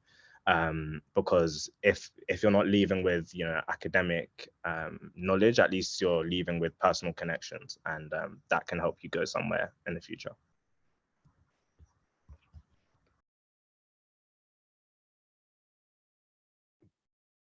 Thank you for that. And I also agree also in terms of your academics, like your teachers or lecturers, to stay in touch with them as well. Because, for example, when you eventually do apply for jobs and you need a reference and it asks for university reference, you need to know which lecturer you're going to. I need to know you've had a good relationship with that lecturer so that they can put you a good reference in. Just to add to that. Does Vanessa, do you have any other tips? So I would say in terms of when it comes to like university and using what you have, definitely use your careers team that is available. The careers team at uni, I think that's weirdly not used as much as people need to, unless maybe they get to third year and they're panicking. I would say as much as possible from second year particularly is when I would say really get in contact with that department in terms of with a CV that you already have, going in with it and saying, can I improve this with you guys? What can I do to change on it? Change in it to make it better? How can I present myself better? When you're in second years, typically when people start to, although there are some in first year, so if you are, then do so from first year. Go in with your cover letters, tell them this is what I'm trying to work on, this is what I have. Go in and ask them to do mock interviews. When you go in to do mock interviews, they will teach you techniques like the STAR technique for when you're applying for interviews, etc. Use all of that stuff. It is a brilliant service, as just been mentioned in the chat. That is something that you should use. There are obviously, as Joshua has said as well, the amazing programs that exist like RARE, Bright Network, SEO. There's a leadership program called Elito, which I did in my second year. That's a great program as well. So those are all really useful ones. But I think the most important thing in order to make yourself stand out is really ensuring that you stay effectively humble, but through that humility, ensuring that you are keeping your eyes peeled. And I think what's important is that in your first year, a lot of the time is people are really excited and they apply to like loads and loads of different societies and they get really stuck in. And by the time they reach second year, third year, you really become a creature of habit and you don't really explore other things or other opportunities. And I think what's really important is that every year, every term, whatever it may be, as I use a whiteboard, you might use a diary, whatever it is, but almost wipe your slate clean and say, what am I going to do now? And allowing yourself to look again so that you keep your eyes fresh and you say, what new things can I do? What can I try now? What can I apply to? And that is what will really keep you, out there, your eyes open so that you can be adding to your CV constantly. You can be searching for new opportunities, etc. And if you see somebody doing an opportunity that you haven't really heard much about, or you're unsure about the application process, sending them a message. Like the worst thing that can happen beyond a no is that they don't reply, and that's fine because other people did the program too. So there's loads of other ways in which you can go around it. And I'd say those are the ways that you should really leverage your opportunities and try and make the most of your time. Yeah. Thank you. I'll ask Danielle as well. Yeah, so I think a major kind of advice I would give is just not waiting till you've graduated to start looking for work. I think I'm going to talk to kind of two types of people. So the people that know exactly what they want to do after uni, start now. Start looking at how you can get into your industry. I remember my sister, she wanted to go into journalism. So I told her literally from get-go, I said, start looking. So literally in her first year, second year, she was going into like little radio stations, doing something there, then going into something else, just literally dabbling her feet into the industry in whatever way she can.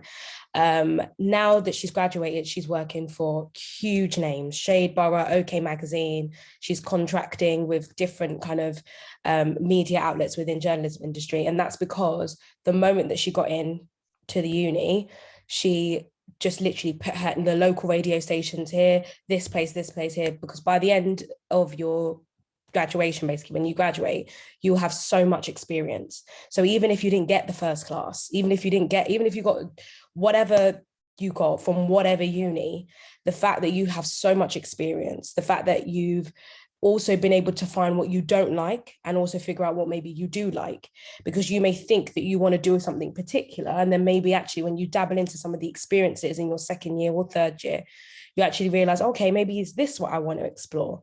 And then what you find is that you've actually built your CV.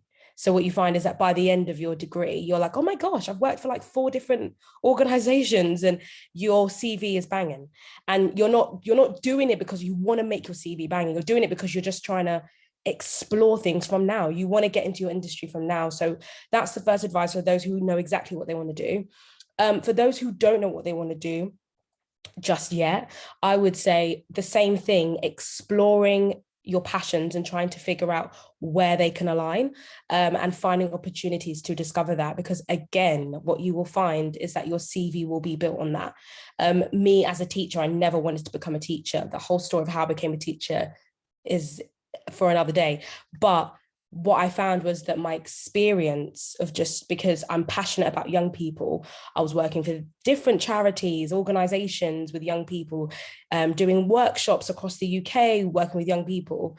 Now that I'm a teacher, I'm getting much more higher pay than other people who are in the same age bracket and things like that, all just because I had so much experience, because I was just doing things that I love to do and just trying to figure it out. So I think that's my biggest just advice for you.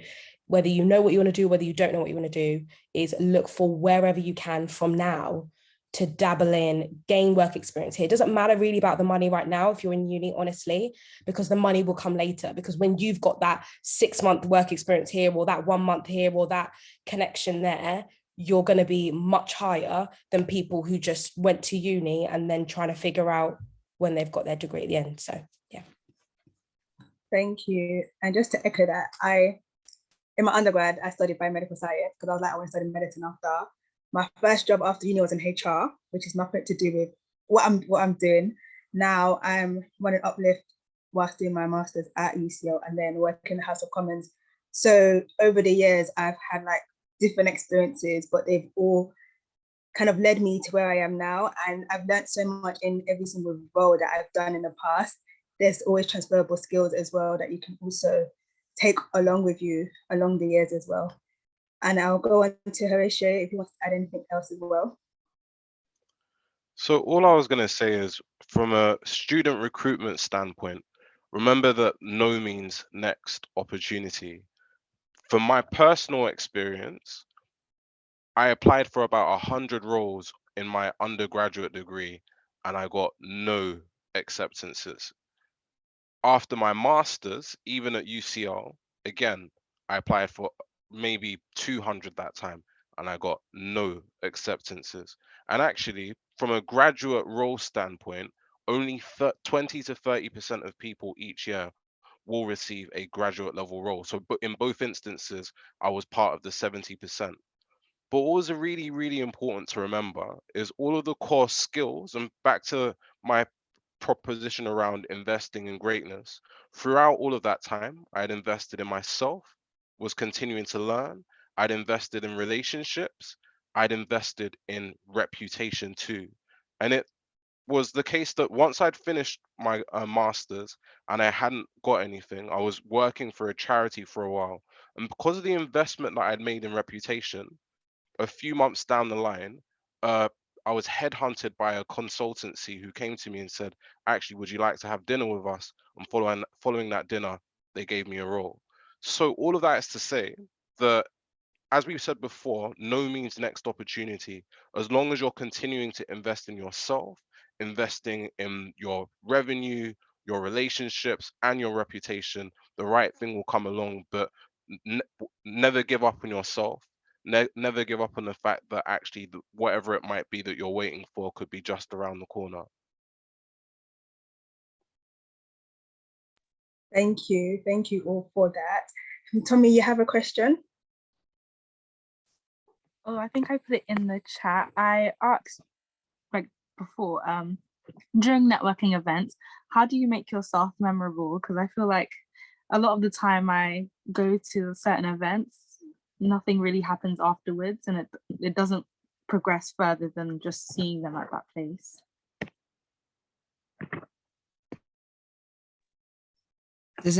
Could I start on that answer? Yeah. So that's a really good question. I think that a lot of people struggle with that because everyone does talk about, networking, go and network, but it's kind of like, how do you do that? And I think what's really important when it comes to networking is being genuine, being authentic. And when we talk about networking, effectively, what I would like to think anyway is use the skills that you have already when you make a connection with someone in normal everyday life. You might speak about something and then find you have a similarity or you have something in common, whatever it may be. And then from that position, that's where you end up being friends with that person in a normal, regular situation. When it comes to networking, you almost really want to follow the same format, but obviously keep it a bit more professional and in line with what it is that you're there for. And what you want to do is, soon after you've made that connection, you want to, at the end of that day, when the session is over, whatever it is, once you've collected their details, once you're having that conversation, connect with them on LinkedIn. And what you want to do is, when you connect with them in LinkedIn, make sure you add a note. And in adding that note, ensure that you put something in there that was from your memorable conversation that you've had. So the idea of, oh, you know, we've both applied to, hi, it's Vanessa, we have both previously applied for X and met you at the conference today, blah, blah, blah. Love to keep in contact so that, you know, when we're both applying to whatever programs in the future, we can check each other's references or cross-check each other's before the next one. But effectively what you want to do is make sure that you build connections with people and build effectively your own community in which you can rely on or go to about things or build you up in other ways. Because I went to a lot of networking things. I always knew that I actually wanted to be a teacher. So in knowing that I'd always wanted to be a teacher, I went to networking things, but still would do so because I was meeting people that were motivated, even if they were motivated to go into a program or a field that was completely different from mine, but I was still building that community of hardworking individuals where I'd be able to rely on them and say, you know, it's a season in which we're all kind of like grinding. What are you doing to keep yourself going, etc. So yeah. And I think also when it comes to networking, you're not always going to get it right the first time. So like, I know there's like a fine line between networking and then just kind of like cold emailing or cold like messages on, say, LinkedIn, for example, whereby you message someone and then you don't get a response because of the way that you're actually approaching it. And so when it comes to networking, I'll definitely say it's like try different methods. So if it's a thing whereby you met someone at an event, then it's quite easy. It's kind of like, okay, I'll just follow up with you via email or on social media. But if it's a thing whereby you say you haven't met them and then you are then messaging them on LinkedIn out of nowhere, for example, you have to have that commonality. There has to be something that's like, oh, maybe you want to study law and that person studying law, and then you can reach out and say, oh, I'm a prospective law student, X, Y, and Z, but just having something that they can relate to. Because if, for example, you want to study law, but then they're studying medicine, it will kind of be weird. They'll probably be thinking, why are you messaging me?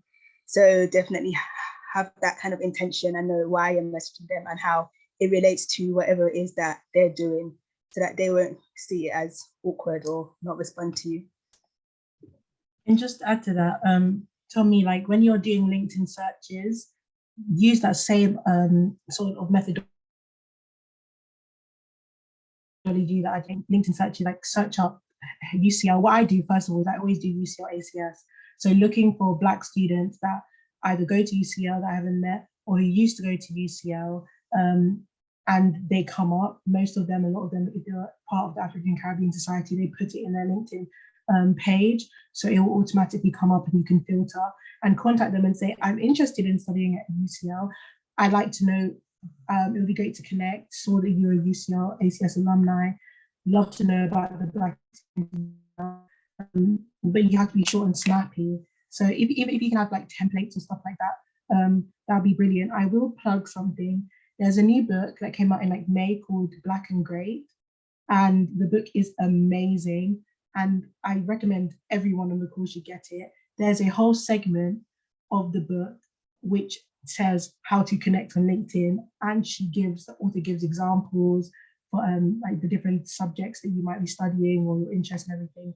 So definitely do it. After this, I might just send scans to attendees to yeah, if you'd like that. So yeah.